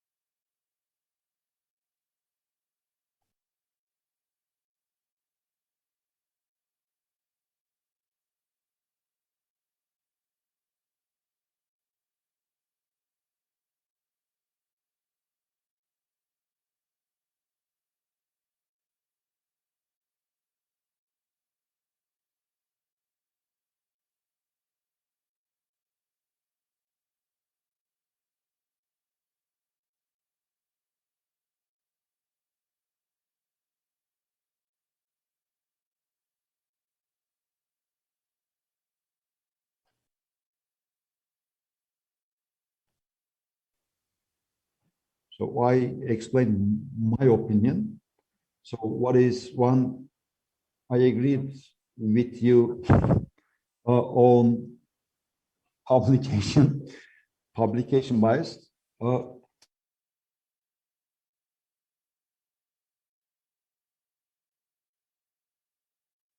Anyways, publication bias, the difficulty of showing significant changes in live birth rates since they're very low.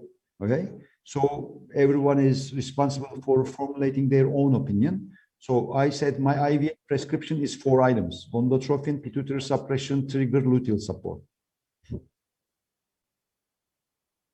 Now the hot topic, PRP. Okay. Are you doing any PRPs, Ayşe? Huh? Are you surprised? No, we're not.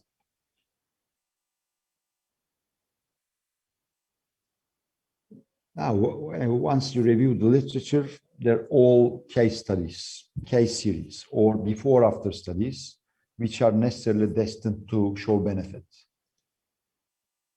So placebo-controlled randomized studies are missing. There's a cohort study, non-randomized, obviously, it's an interventional cohort, 80 patients.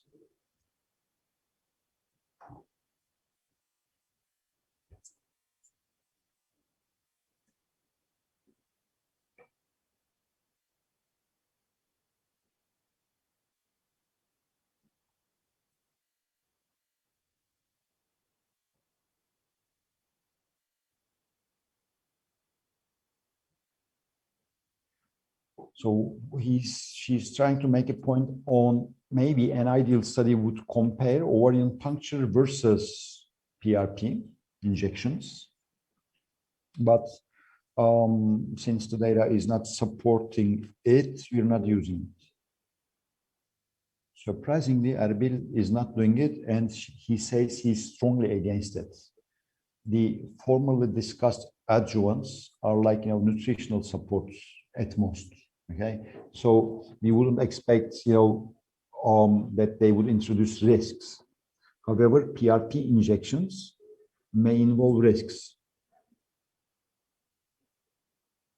At best, it could be considered an experimental intervention, which should be done in the context of ethically approved studies. Unfortunately, we all know that it's being liberally used in Turkey. I think it's I don't think the studies are promising so far. Small samples, obscure results, referring to the Greek study, suggesting increased antral follicle count in 30 women. Improving ICSI outcomes claimed. Obscure outcome. It's been given to menopausal women and suggested vasomotor symptoms have decreased.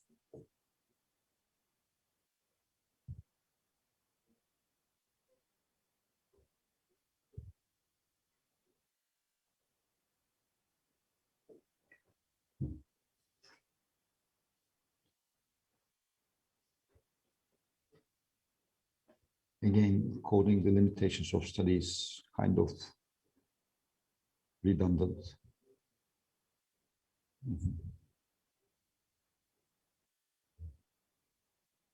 And these women have, even though low, probability of chance of spontaneous pregnancies, so it's difficult to discriminate between PRP and untreated controls. So Gürkan is asking if the panelists are aware of an ongoing study in New Jersey EVRMA with Emre Selih and Scott. So we'll need to see the results. Do you think it may prove beneficial? And Ahmed says, I'm not using it. Honestly, I'm surprised. No, kidding. Huh? He suggests there's a physiological background. There's no physiological background for PRP, and it makes a lot of money. And when I started trying these adjuvants, I didn't charge anyone, but it became a money-making business now. And I've seen patients who are giving PRP and then prescribe DHES. And I totally agree with Erbil. It should be only done in the context of a trial. Should we disregard the data? Now, there are a lot of academic clinics in Turkey, so we should study. I'm not using it personally. And I can tell the same for stem cell injections.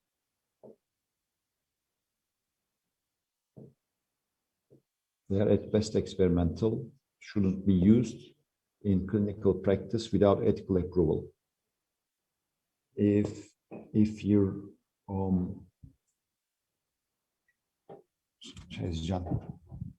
I agree with the prior comments. Studies are before, after. Your cases.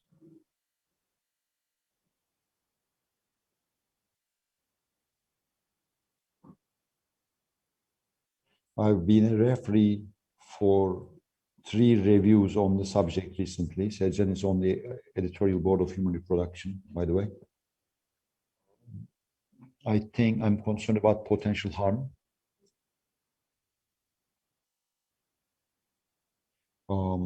There's an ongoing placebo-controlled study.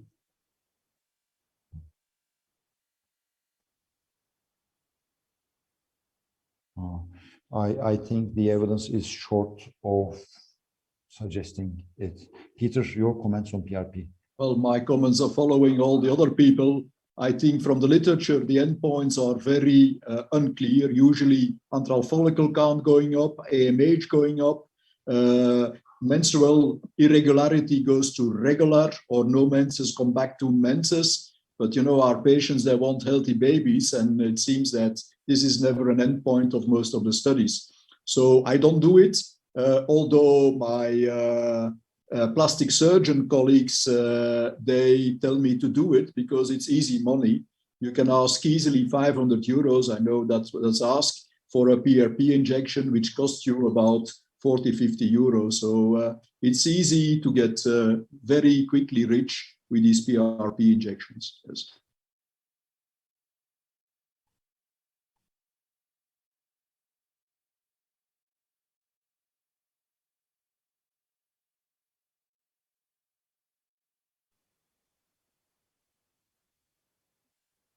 So it seems that all the panelists agree on the ineffectiveness or inadequacy of data regarding PRP for ovarian response. But how do you think about PRP application to endometrium?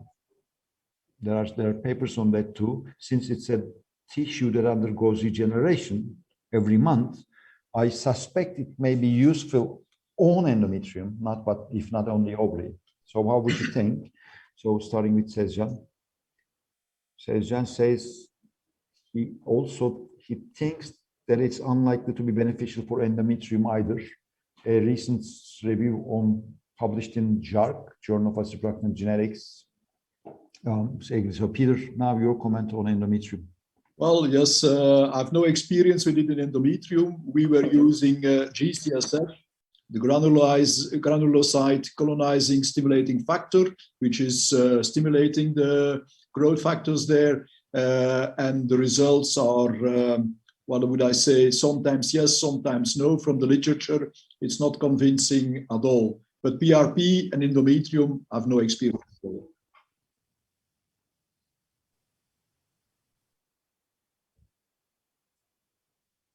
Selcan, the last question in this section for you.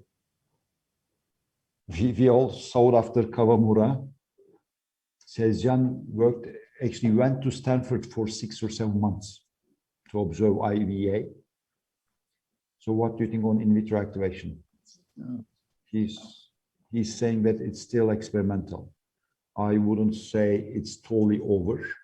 They actually did a ethically approved and nationally funded study in Turkey in 10 women, but it wasn't comparative. Of these 10 patients, 2 of them are spontaneously pregnant. And there's a recent case report from Spain by Fabrega. And with drug-free EVA, 20 months after EVA, there was a spontaneous pregnancy. I think the only study we need to discuss is the Danish study published in Human Reproduction. Was it Danish really? I thought it was Spanish. 20 patients taking ovarian fragments from one side, putting them into a pocket on the ovary and seeing what happens. But it's difficult to show effectiveness or claim ineffectiveness with 20 patients only. I think it's not appropriate to present it as a hope to the patients. We think in our secondary analysis, in our secondary histological analysis of our EVA cases,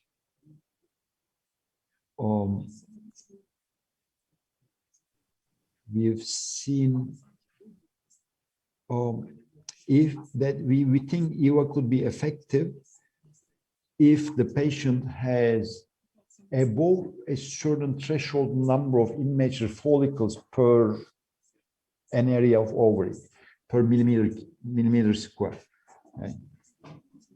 So maybe for a selected patient population.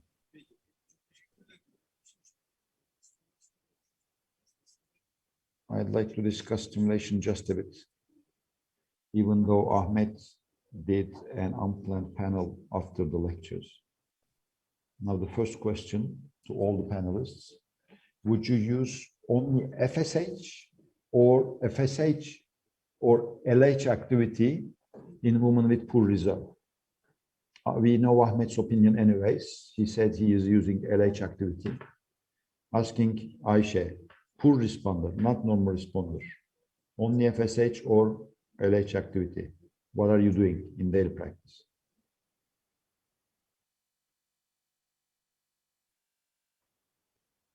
What she says is in truly poor responders.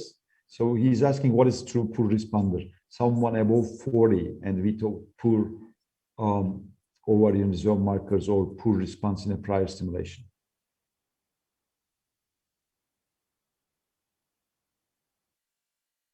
So based on the SPAT study and on this retrospective analysis of French data published in RBM, in truly poor responders, addition of LH seems beneficial. So are you using it? Yes, I am. Erbil, poor ovarian reserve, AFC less than 6, AMH is low. Are you using LH? I absolutely use LH. Says Jan.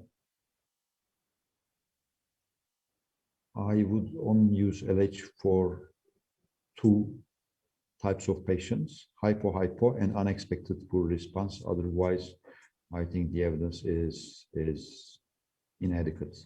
SPART didn't show effectiveness. The others is a retrospective study. I'd like to intervene. So when you say unexpected poor responder, so are you referring to women with a prior poor response? Peter, are you using LH? I am using, for poor responders, I'm using an HMG all the time. Yes.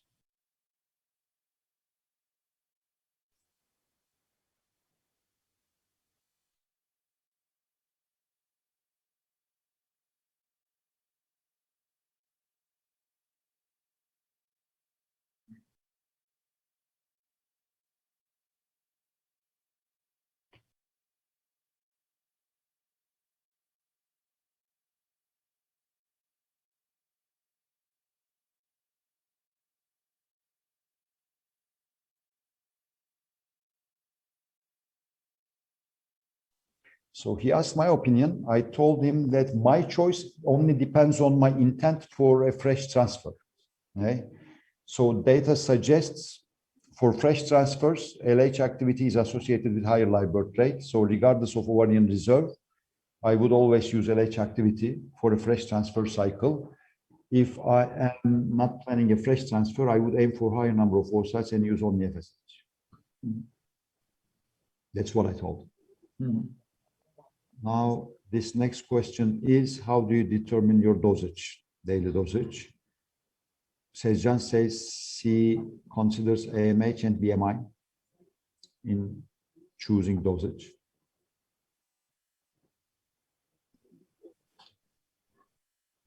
If AFC is lower than 3, I would use 150 units a day.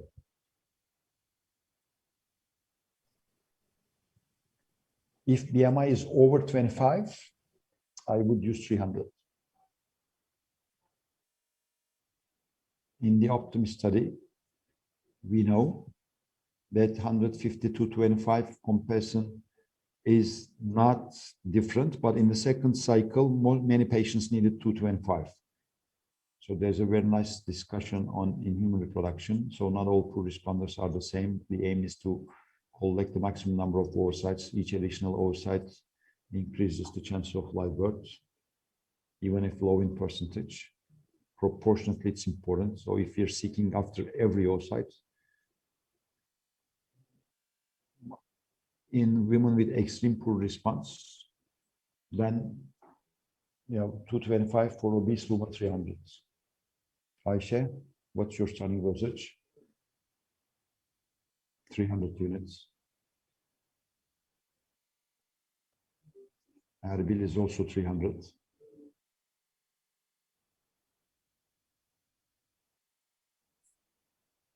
But if I think there are only 1 or 2 follicles, then I could consider mild stimulation.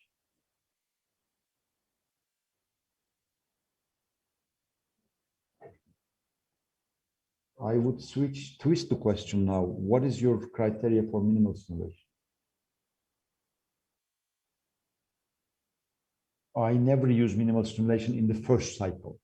To understand the true potential of the patient, it may take more than 1 cycle. If we're running after every single oocyte, I explain the patient in advance that it may take more than 1 cycle.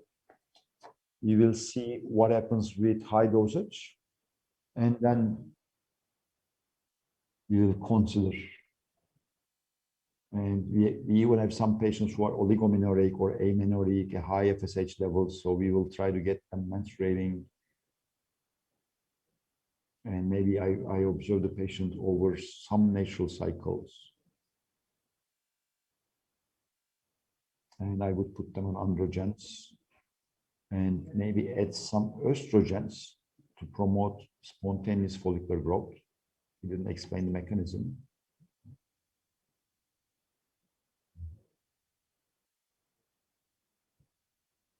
So as I recognize the patient, I can use anything like clomiphene only, natural cycle, modified natural cycle.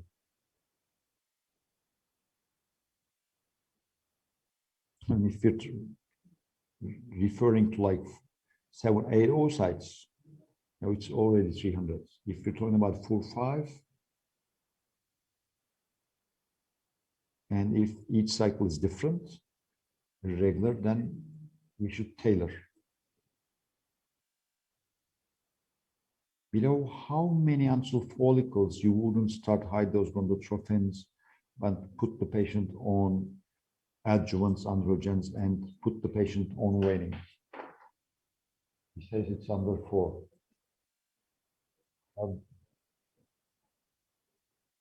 I mean, he says when you see 5 follicles in a patient, in another cycle, she may even yield like 10.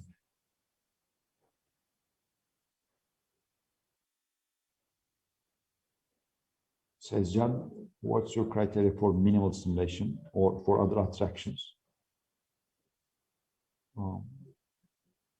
I agree with Ahmet's comments on cycle-to-cycle variation. It may take a while to understand a patient.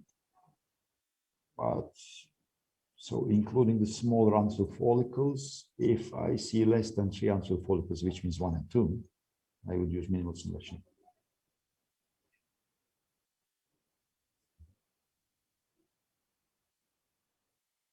He says, if there's only 1 or 2 follicles, no high-dose gonadotrophins. Peter,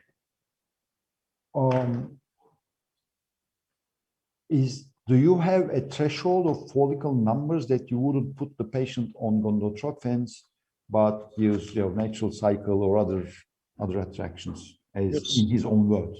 Yeah. If a patient only makes 1 follicle on the gonadotrophin stimulation, then if she wants to do another cycle, I would not use gonadotrophins anymore. I would use the alternative cycles. And what I would use letrozole, 5 milligram, 2 tablets a day, and stimulate with letrozole. The worst you can do is the same as with gonadotrophins. It's cheaper, and usually they react even better. That's how I do it.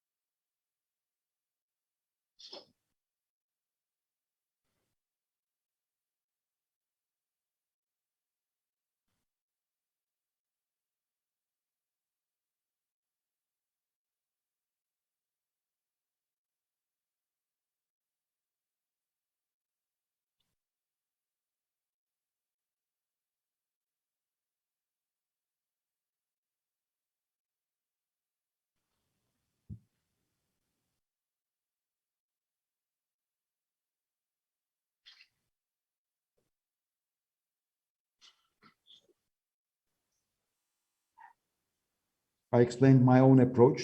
I quoted the ASHRAE ovarian stimulation guidelines suggesting gonadotrophin stimulation in the initial cycle as you're doing, okay? And then in my own practice, if there's only 1 or 2 follicles, I would use clomiphene from start to HCG trigger, serving 2 purposes. And I would measure endogenous FSH levels during monitoring, not to alter my management, but sometimes the patient goes to see another physician or she doubts whether she's taking the right treatment. Then seeing her high endogenous FSH levels is convincing, and it's very inexpensive. That's what I just told.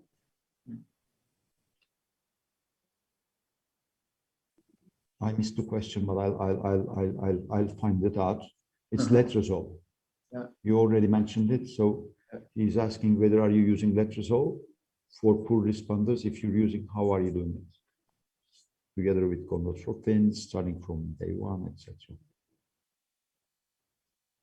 So Sezcan explains, in poor responders, letrozole has been suggested to increase androgens and benefiting the patient that way. But considering the long time it requires, like almost 150 days, so just adding letrozole in addition to gonadotropins during stimulation is probably not useful. And some studies even claim that it may be harmful with higher cycle cancellation rates. I'm not sure if he's referring to prospective studies though. So with women with only 1-2 follicles, he's not using letrozole, doing minimal stimulation.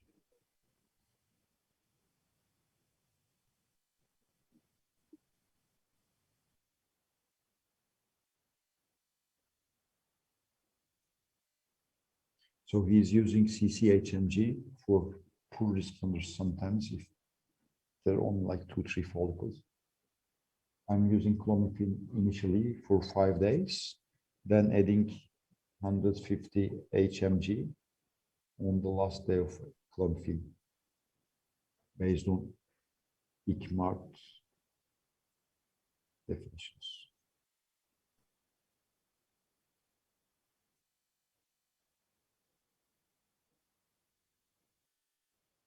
Now the audience has learned CC gonadotropin protocol. Asking Ayşe, yeah, we're using letrozole for 5 days, 5 milligrams a day, overlap with gonadotropins from day 3, 150 units gonadotropin HMG. 3 to 7 days letrozole, followed by HMG.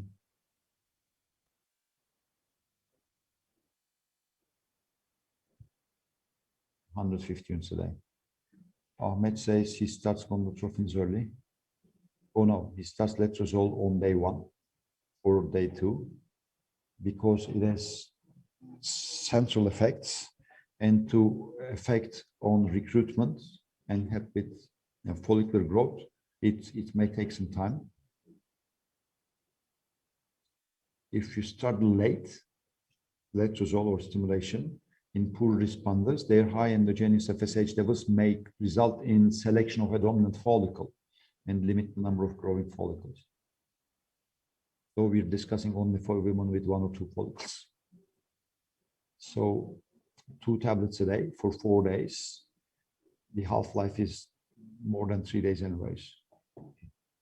And it may affect endometrium adversely.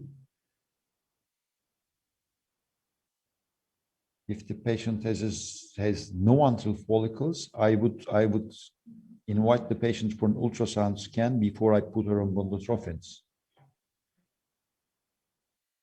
If she has 1-2, I would start gonadotropins early as well. If the aim of letrozole is to decrease the requirement for gonadotropin, then they should both be started early on.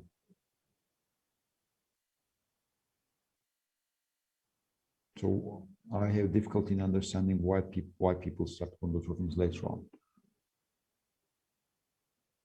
Sometimes I combine an ultra-short agonist protocol with letrozole.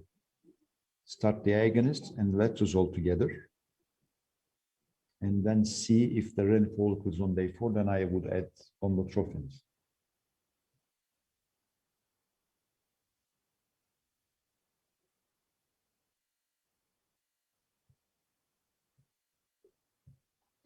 So he says he's referring to,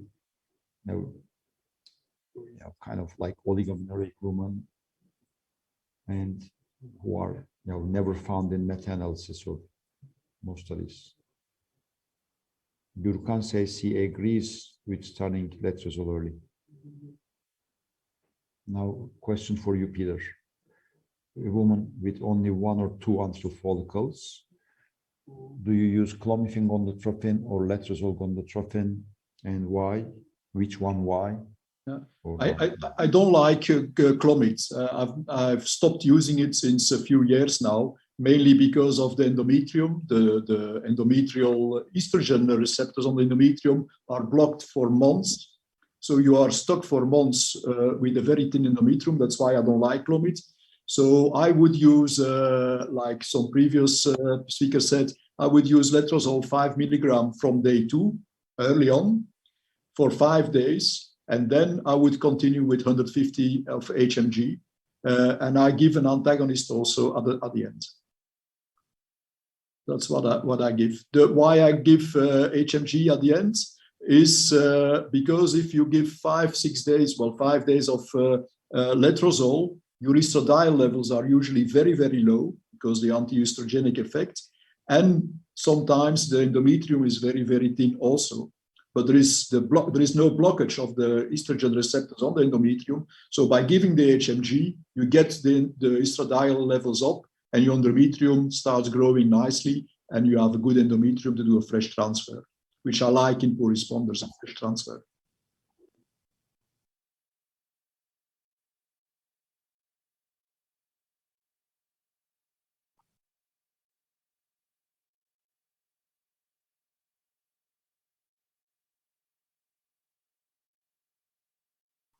One final question. Are you doing any dual stimulation? Is this for me? If you're doing it, how are you doing it? Personally, I could never succeed in it. I mean, even though I had the experience with IBM, collection without even stimulation, I think. Yeah. For patients undergoing oocyte cryopreservation, I sometimes use it. Sometimes I use it for patients undergoing PGTA with poor ovarian reserve. And another special group, women over 40 with asynchronous follicular growth. If they have a fast-growing follicle, I collect that one and then continue with stimulation, which we all do. My own comment, it wouldn't count as dual. But the comparator should be, he says, stimulation in 2 different months and dual stimulation in the same cycle. What we observe is you need more gonadotrophins in the second half of the cycle. So maybe it's not better than 2 separate cycles.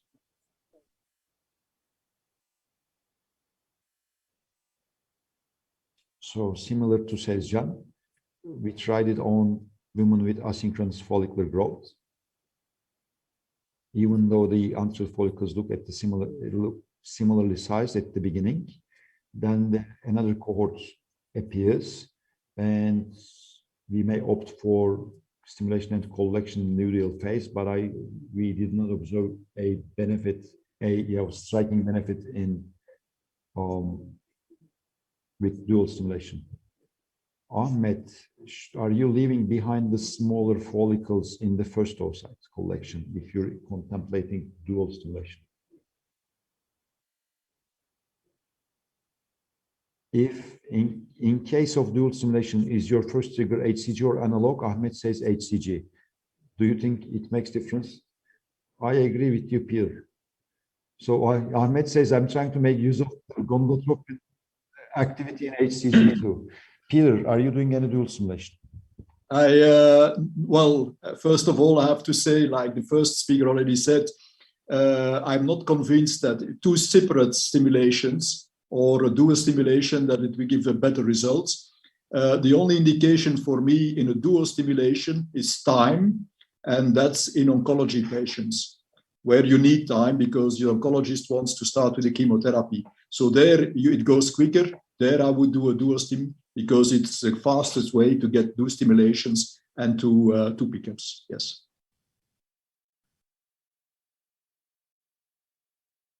Peter, would you like to comment on the trigger, choice of trigger at the first collection? Yeah, for the trigger in the dual stim, I trigger with an agonist in my first stim, and then in the second one, I trigger with ACG. So why? Pardon. So why are you preferring the agonist in the first trigger? Because if I give an ACG trigger in the first stim, I will have a lot of corporeal lutea in the second stimulation because this ACG trigger has a very long half-life and it keeps the corporeal lutea under stimulation. If I trigger with an agonist, 2-3 days later, all the corporal lutea are completely gone. The luteal phase is completely gone. And it's much easier to stimulate then and to do another pickup. That's why.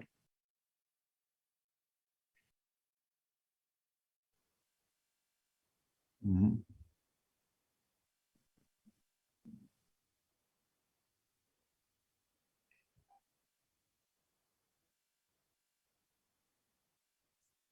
He says the original paper also suggests agonist trigger in the first trigger. Yes. Necessarily not all the originals are correct, but in this case it happens. It's my comment. So now he says Barış has brought about progesterone in Turkey. So I published the first studies in here, that's why. Mhm. In poor responders, would you use antagonist or PPOS in poor responders? Sezcan says antagonist. Ayşe says antagonist. Erbil says antagonist. Ahmet says there's no data.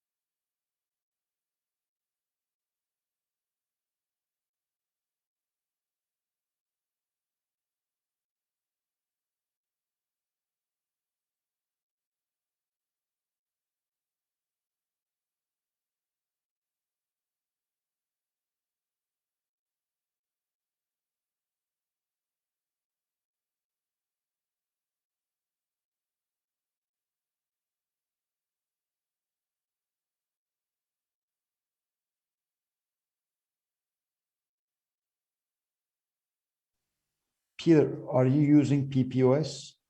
Yes, I No. do. I do. So how are you using it? When you started from day one of stimulation or like flexible? No, I use day 2 from stimulation. If I know that Which progestin? Do you have a particular choice? the one I prefer is the desogestrel, the mini pill. And you were making a comment. Would you mind to continue? Hocam. Sorry, Peter, you were saying something. You said you were starting from day 2 and then I interrupted you.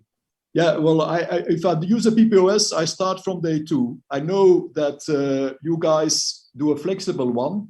I had a few with a flexible one. I had premature ovulations when I started too late with the progesterone. Because I believe that, like the first talk here in this session, that when you start with progesterone and the estradiol levels are already high up, you induce a premature ovulation, and then you lose the cycle. It doesn't cost much, so I rather start from the beginning, day 2.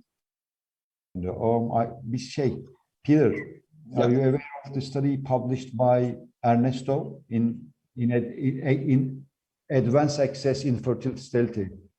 But actually, they are doing it the same as you're doing. So, Yeah. are you using? The question is: are you using indomethacin to prevent follicular rupture or NSAIDs? Any NSAIDs? Ahmet says he's mocking. He says there is data showing that diclofenac is better than indomethacin. Sezcan says you're using it. 2 times 25 milligrams indomethacin. We're using. The original studies were with 100 milligrams a day. So we're using it in case of monofollicular ovulation.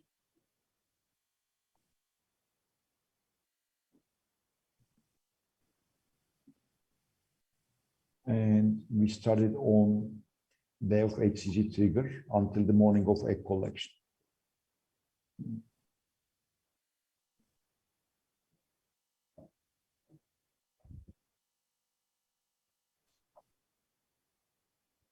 Are your trigger criteria the same in poor responders as normal responders, or are you doing it earlier?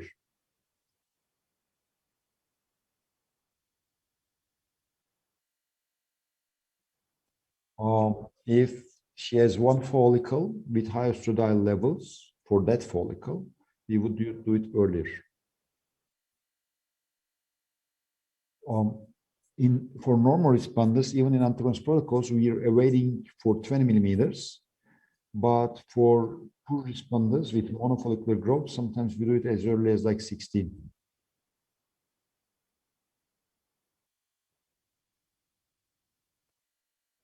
And if a patient with one follicle with estradiol levels 150 to 200 picograms per ml, I would trigger. Sezcan says it's an arbitrary choice.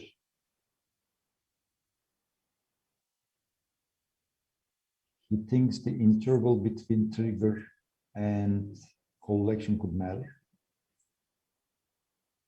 So I also trigger at like 16, 17. I usually tend, if there are two, I would wait for the bigger one to reach 17. You know, honestly, I think follicular measurements are, highly variable. So Gürkan is telling something else. Ahmet says it can be individualized. If I can collect several eggs, if LH and progesterone are low, why would I trigger at 15, 16? I would wait. Actually, it's similar to my practice. But if the patient has a history of premature ovulation, or if their follicles stop growing, like halt, growing in prior cycles, I could consider earlier triggering. So my decision involves several parameters. So I don't routinely do it early. Peter, so how is your practice? Do your trigger criteria vary on ovarian reserve? Would you please especially also comment on monofollicular growth as well? Yes, I tend to trigger earlier than in normal responders. And I think the 16 millimeter that was mentioned is sort of a criteria for me to trigger. Why do I do it earlier? Because I'm scared of premature ovulation. We know in these poor responders, they're much more prone to premature ovulation. So rather avoid it than having a disaster and have to cancel the cycle. I rather do it earlier. If there's a monofollicular one, I will also do it at 16. Yes.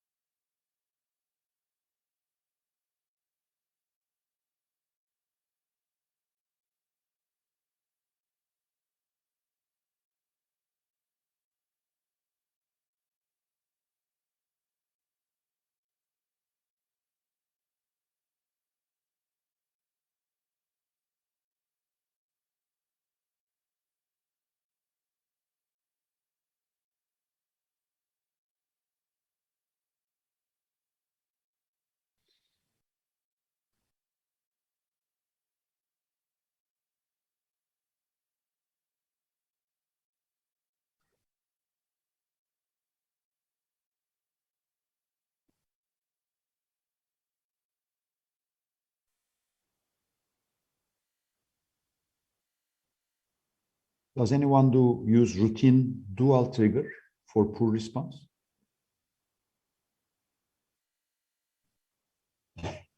It's a different way to say it. There is no data against dual triggers in poor responders.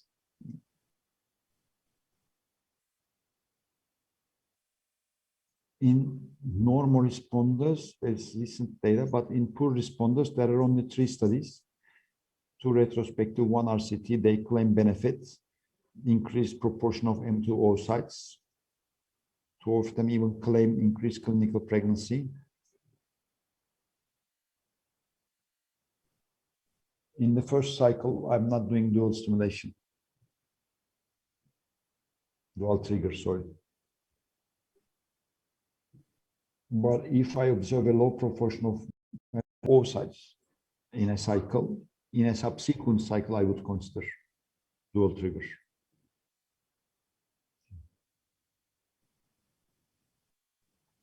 And since proportion of M2 oocytes in XC cycles is one of the criteria for proper ovarian stimulation, then yeah, I would consider.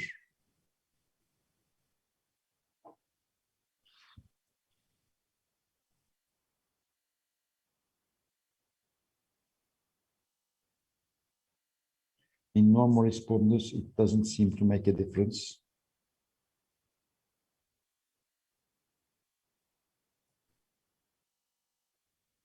But the RCTs are not of high quality.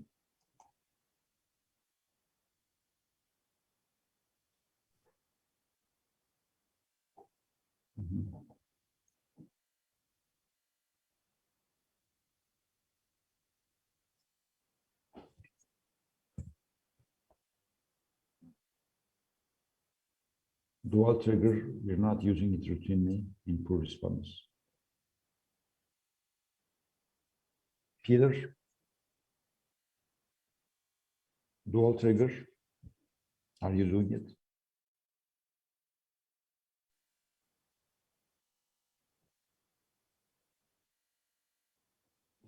Yeah, so you can respond now. No, I'm not using dual trigger as a routine in poor responders.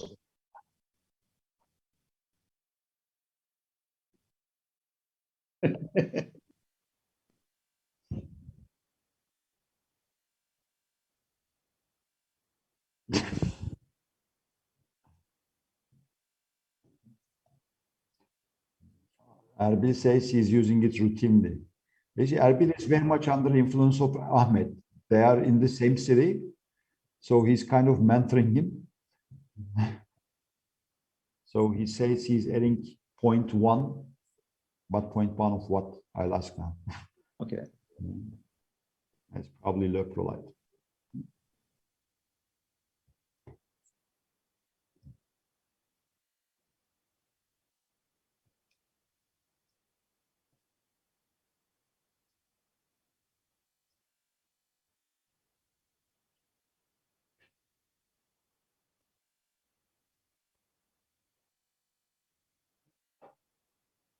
So he said he used dual trigger a lot for normal responders. But I gave it up on poor responders. I mean, because I got the impression that it may trigger ovulation early. The period between the trigger and the follicle rupture may be shortened. That's his impression. For 2 years, I'm not doing it. Probably Erbil missed that point.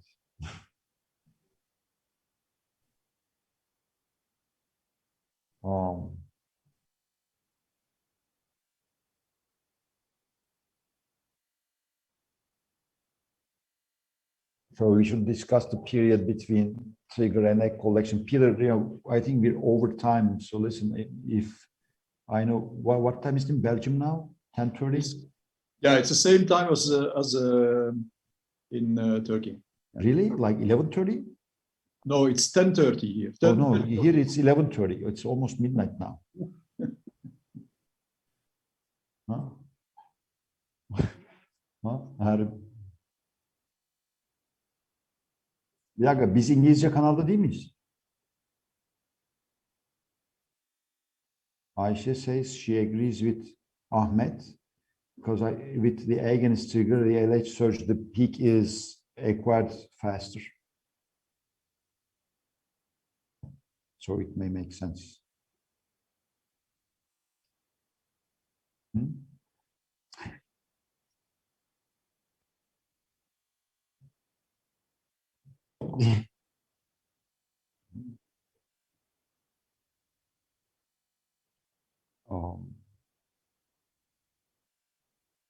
There's a question for you, Peter.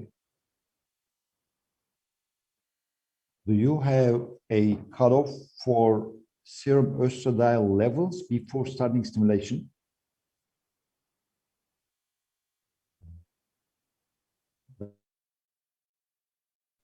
So, are you measuring estradiol levels prior to stimulation? So sort of, I will say when we start, we'll do an ultrasound and an estradiol level. And usually when the estradiol levels are high, there is already a follicle growing there, and there is a big follicle. If the follicle is very small, I don't care, I start stimulating, doesn't matter. If the follicle is already big, 16, 17 millimeters, what I do is I give an ACG injection or an agonist trigger, so the patient ovulates, and then I just do a stimulation in the luteal phase with a freezole, so I don't lose the sample.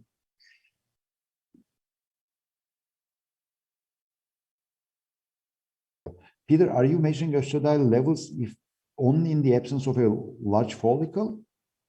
No, or are you? When the patient, this is in an antagonist cycle. If we start usually on day 2 with the stimulation. Before she starts with the stimulation, she does a blood test and an ultrasound.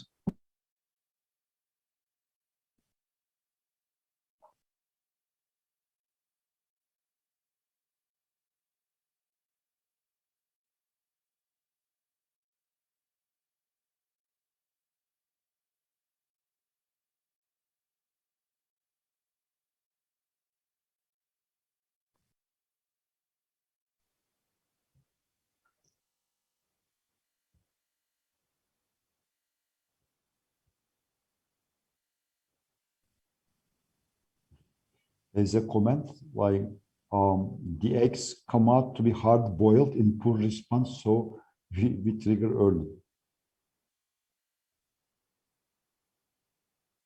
Now there's a question to Ayşe. Are you triggering earlier? Even in letrozole cycles? She says no. Back to the period between trigger and egg collection. Is your period between egg collection and trigger the same in poor responders and normal responders? He says it's difficult to make a decision. In my practice, if the number of growing follicles is less than 3, I would collect on the 35th hour.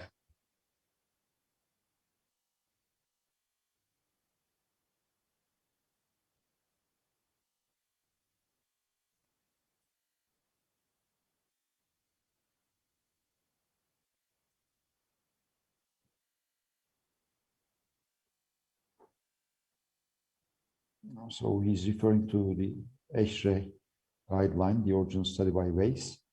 Says maturation is already reached a peak at 35 hours, 34.8.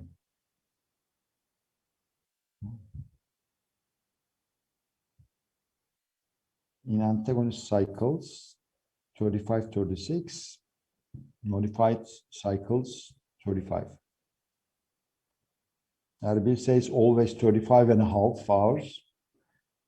I just designed a study actually for 38 hours, 38 versus 36. So I switched to 38 in general, myself.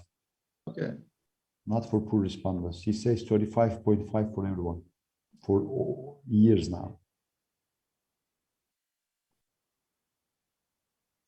Normally we intend for 36, but if we can't make it on time, so we schedule for 35.5.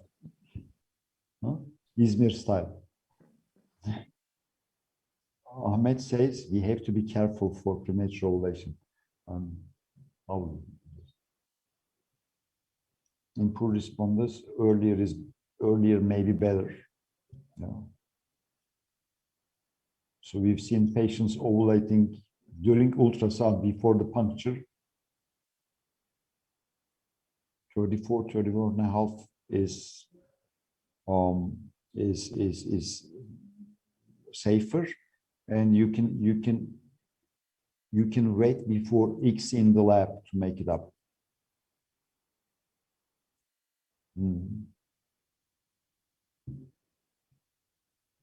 Yes, Peter. 36 hours. I don't make a difference between any.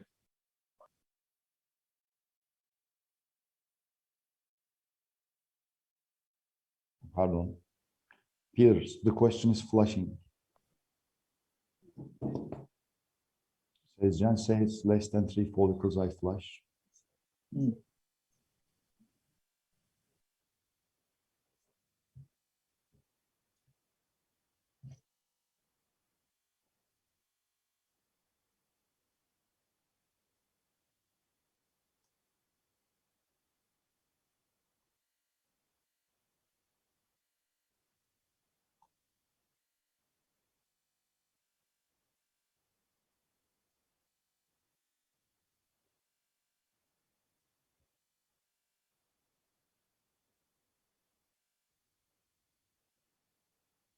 So what it says, he's referring to Michel von Wolf's study, recently published in Human Reproduction in monofollicular cycles, flushing yielding in higher number of oocytes.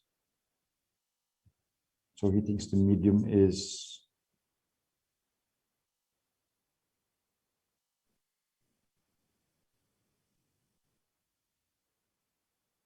so they're discussing the effect on live birth rate. Now he's referring to my further comment.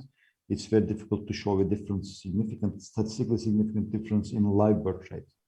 So he says we have to rely on eggs. Ayşe, he's flushing. She says, we're flushing, but the data is against it. Ayşe summarized very good. The data is not in favor of flushing.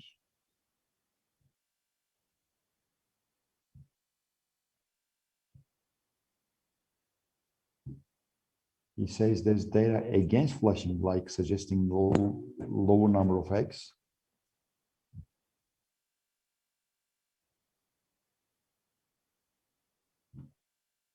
Ahmet. Gürkan abi. Gürkan says they're not flushing at all. Ahmet says we're flushing it in our own data. It's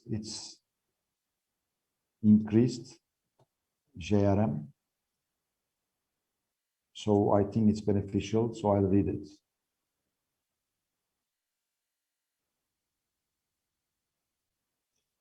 Now the discussion.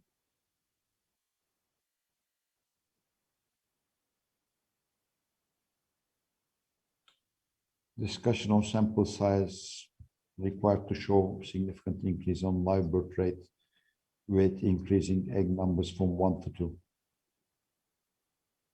Peter, are you I rarely flush, but if there are less than 3 follicles, I tend to flush, yes.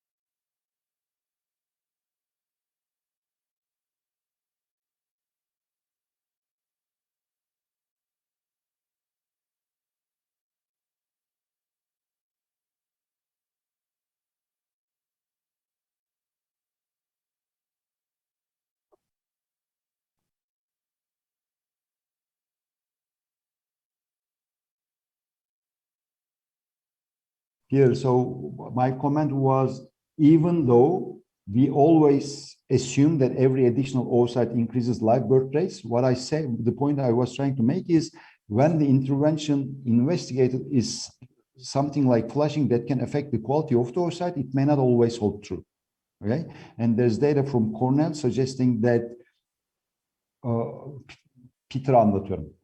Anyway, so the Cornell data suggested the quality of the oocyte was compromised as the live birth rates were less. Ahmet is raising a concern that the needle, the particular needle used in that trial, is not currently manufactured because there is the design flaw that harmed the oocyte. I wasn't aware of that defect though.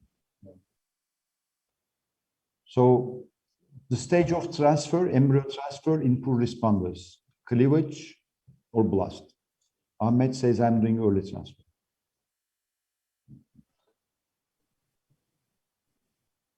And Ahmet says if when there are just a few embryos, and if they're cleaving properly, I would transfer on day 2 or 3.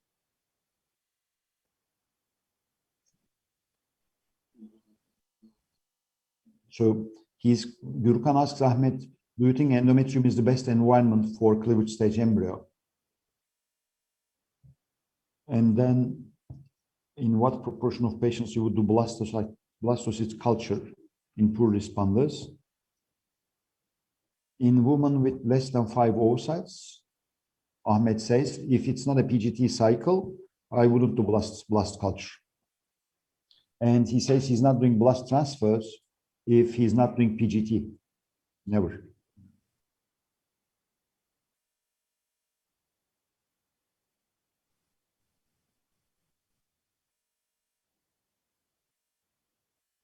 He says my results with day 2 embryos are very well. So they're discussing now day 2 versus day 3 now.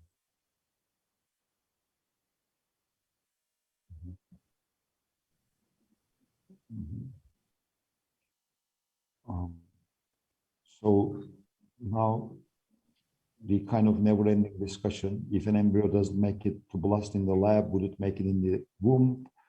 Now, when Ahmet says, if the embryo has that potential, it will grow anyway.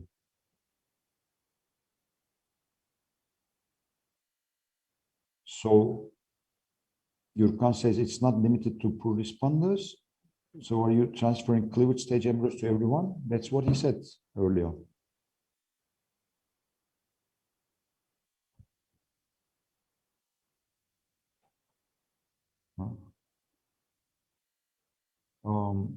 In the first cycle, if she only has 1 or 2 embryos, I would transfer on at cleavage stage.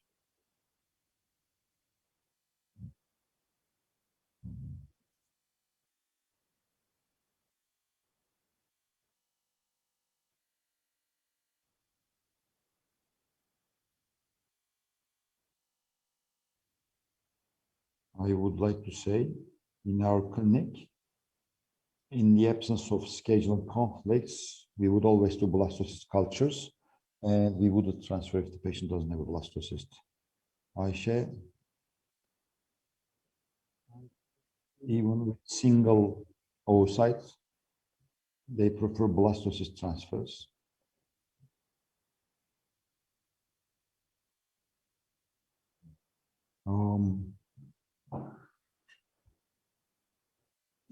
So they're discussing whether there's data supporting this. Now it became a Turkish meaning by midnight, everyone is talking at the same time. You can also say Italian. So we're discussing a scenario where there's no choice. Right? So there's no matter of choice. So if you see a cleaving embryo coming from a 1PN zygote, you can transfer it.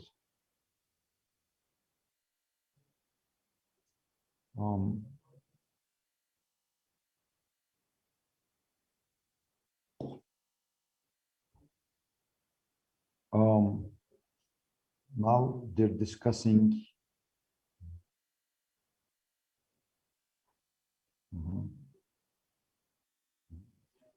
So now they're concentrating on discussion on day 2 versus day 3.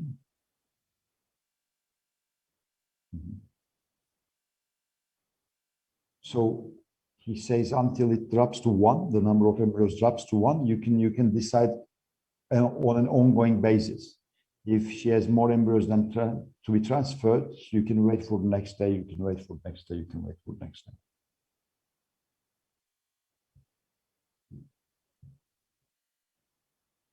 No, he claims the purpose of blastocyst culture is to choose the most viable embryo. Now they want to hear your opinion on your choice of the day of transfer in poor responders.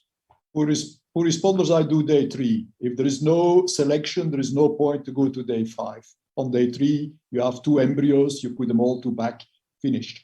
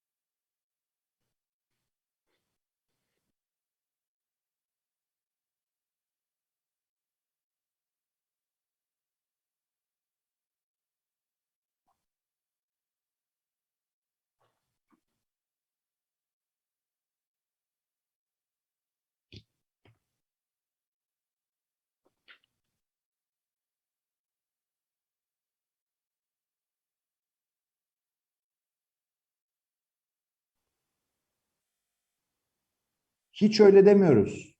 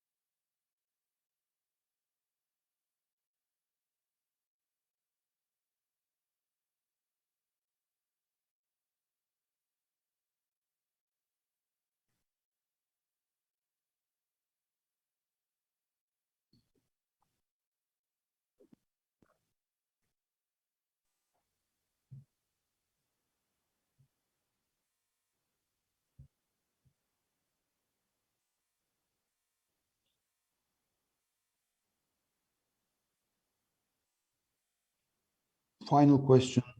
Anything different in the luteal phase in poor responders?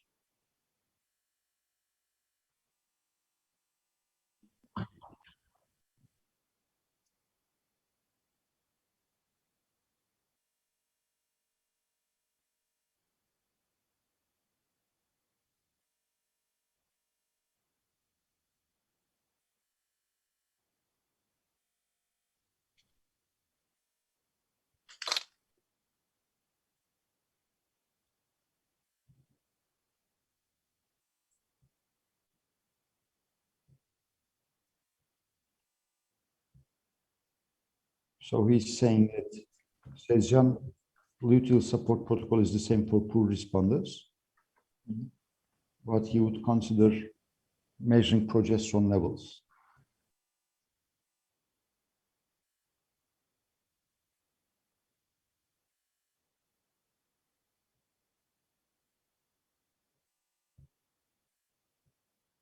So they're discussing, he's saying in their own data, I believe it was for frozen embryo transfers. Actually, the 10th percentile value before transfer was 8.7 nanograms per ml. So based on their own data, if the patient's progesterone level is less than 10th percentile, they would add additional progesterone. Ayşe says the luteal phase support is the same for poor responder.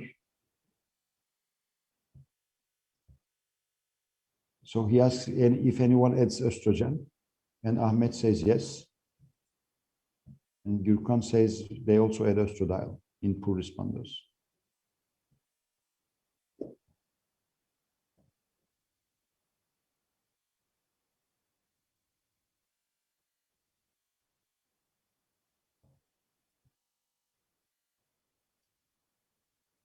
So there's a RCT from Gazi University from Turkey, suggesting that adding estradiol in poor responders is beneficial. So that is data, and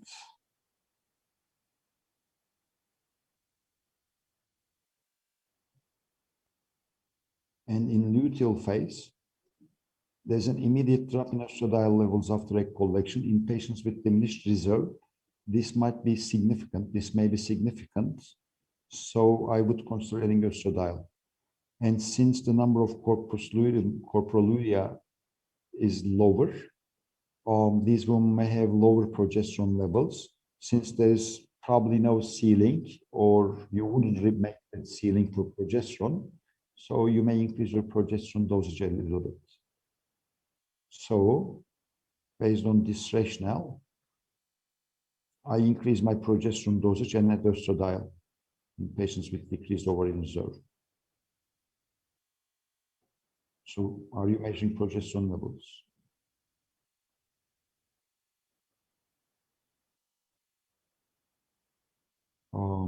During the pandemic, I'm not measuring progesterone levels.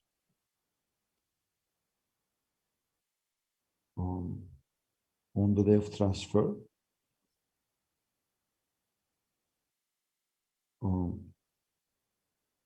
I'm adding subcutaneous progesterone on the 5th day after egg collection, in addition to vaginal progesterone.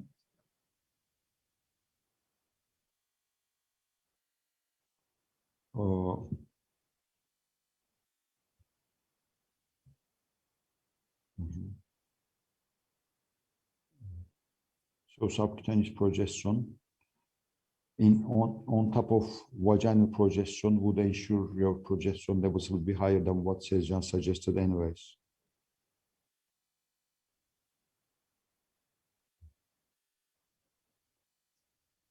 Before the pandemic, I would measure progesterone and estrogen levels on the 5th day after egg collection.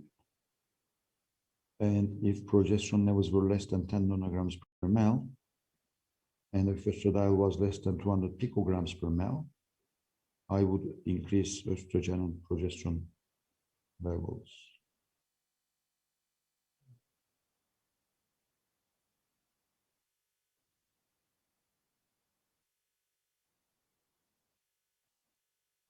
I don't make any difference between poor responders or normal responders in the luteal phase support. No difference.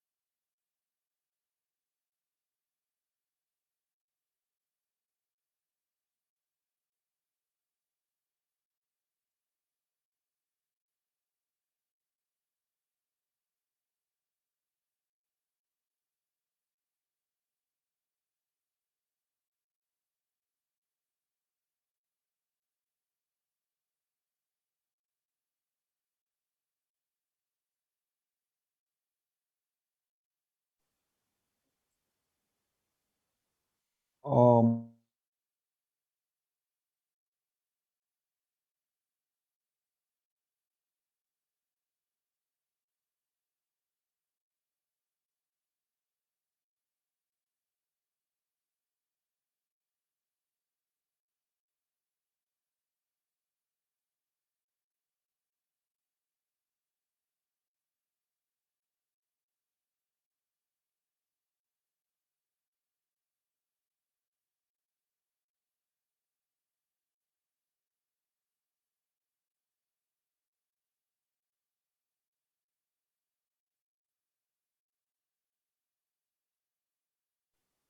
Peter, I remained on the other channel. I'm sorry. Okay, no problem. So they were listening to me speaking in English.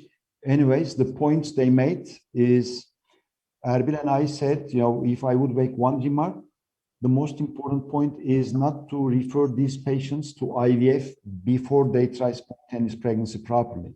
Yeah. Because they are particularly low chance patients in IVF, but their chance of spontaneous pregnancy is the same for their age. Okay. Yeah. And Ayşe said before starting a cycle, they should be explained about the average number of F2 oocytes to acquire euploid blastocysts. Anyways, Peter, if you want to make one remark about poor ovarian reserve. I missed part of it, but I think I agree. It's a very difficult group. The definitions are very difficult, and that's why research is very difficult, and that's why the studies are controversial. The results of the studies are controversial because we have some apples and pears in the studies. Some poor responders are different from other poor responders, and that makes the whole thing very difficult to evaluate and do proper studies on it. And this is why we have such a debate and why one doctor gives this treatment and the other one gives that treatment, because the studies are not well done and controversial in it. I think in poor responders, probably it's important that we do not harm them with therapies that are very controversial and might harm the patient. And we should not increase the costs to these poor patients, because the chances of a pregnancy are already low, and pulling up the costs is not going to increase their chances of pregnancy. So I would say it's just keep it cheap and simple in these patients.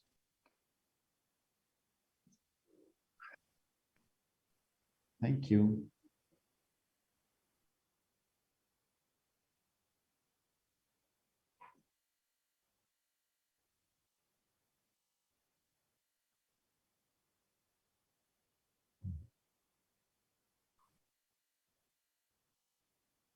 So he says, thank you to all the participants and the organizing.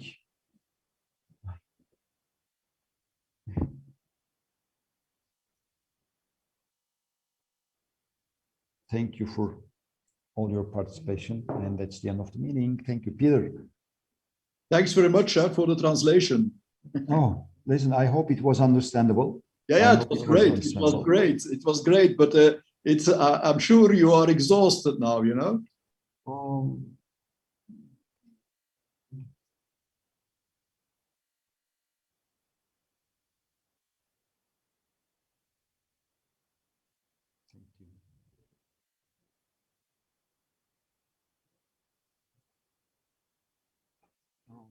So he says, thanks for efficient moderation. Thank you to all the participants, and thank you to all the attendees. We still had like 150 people. And Good night.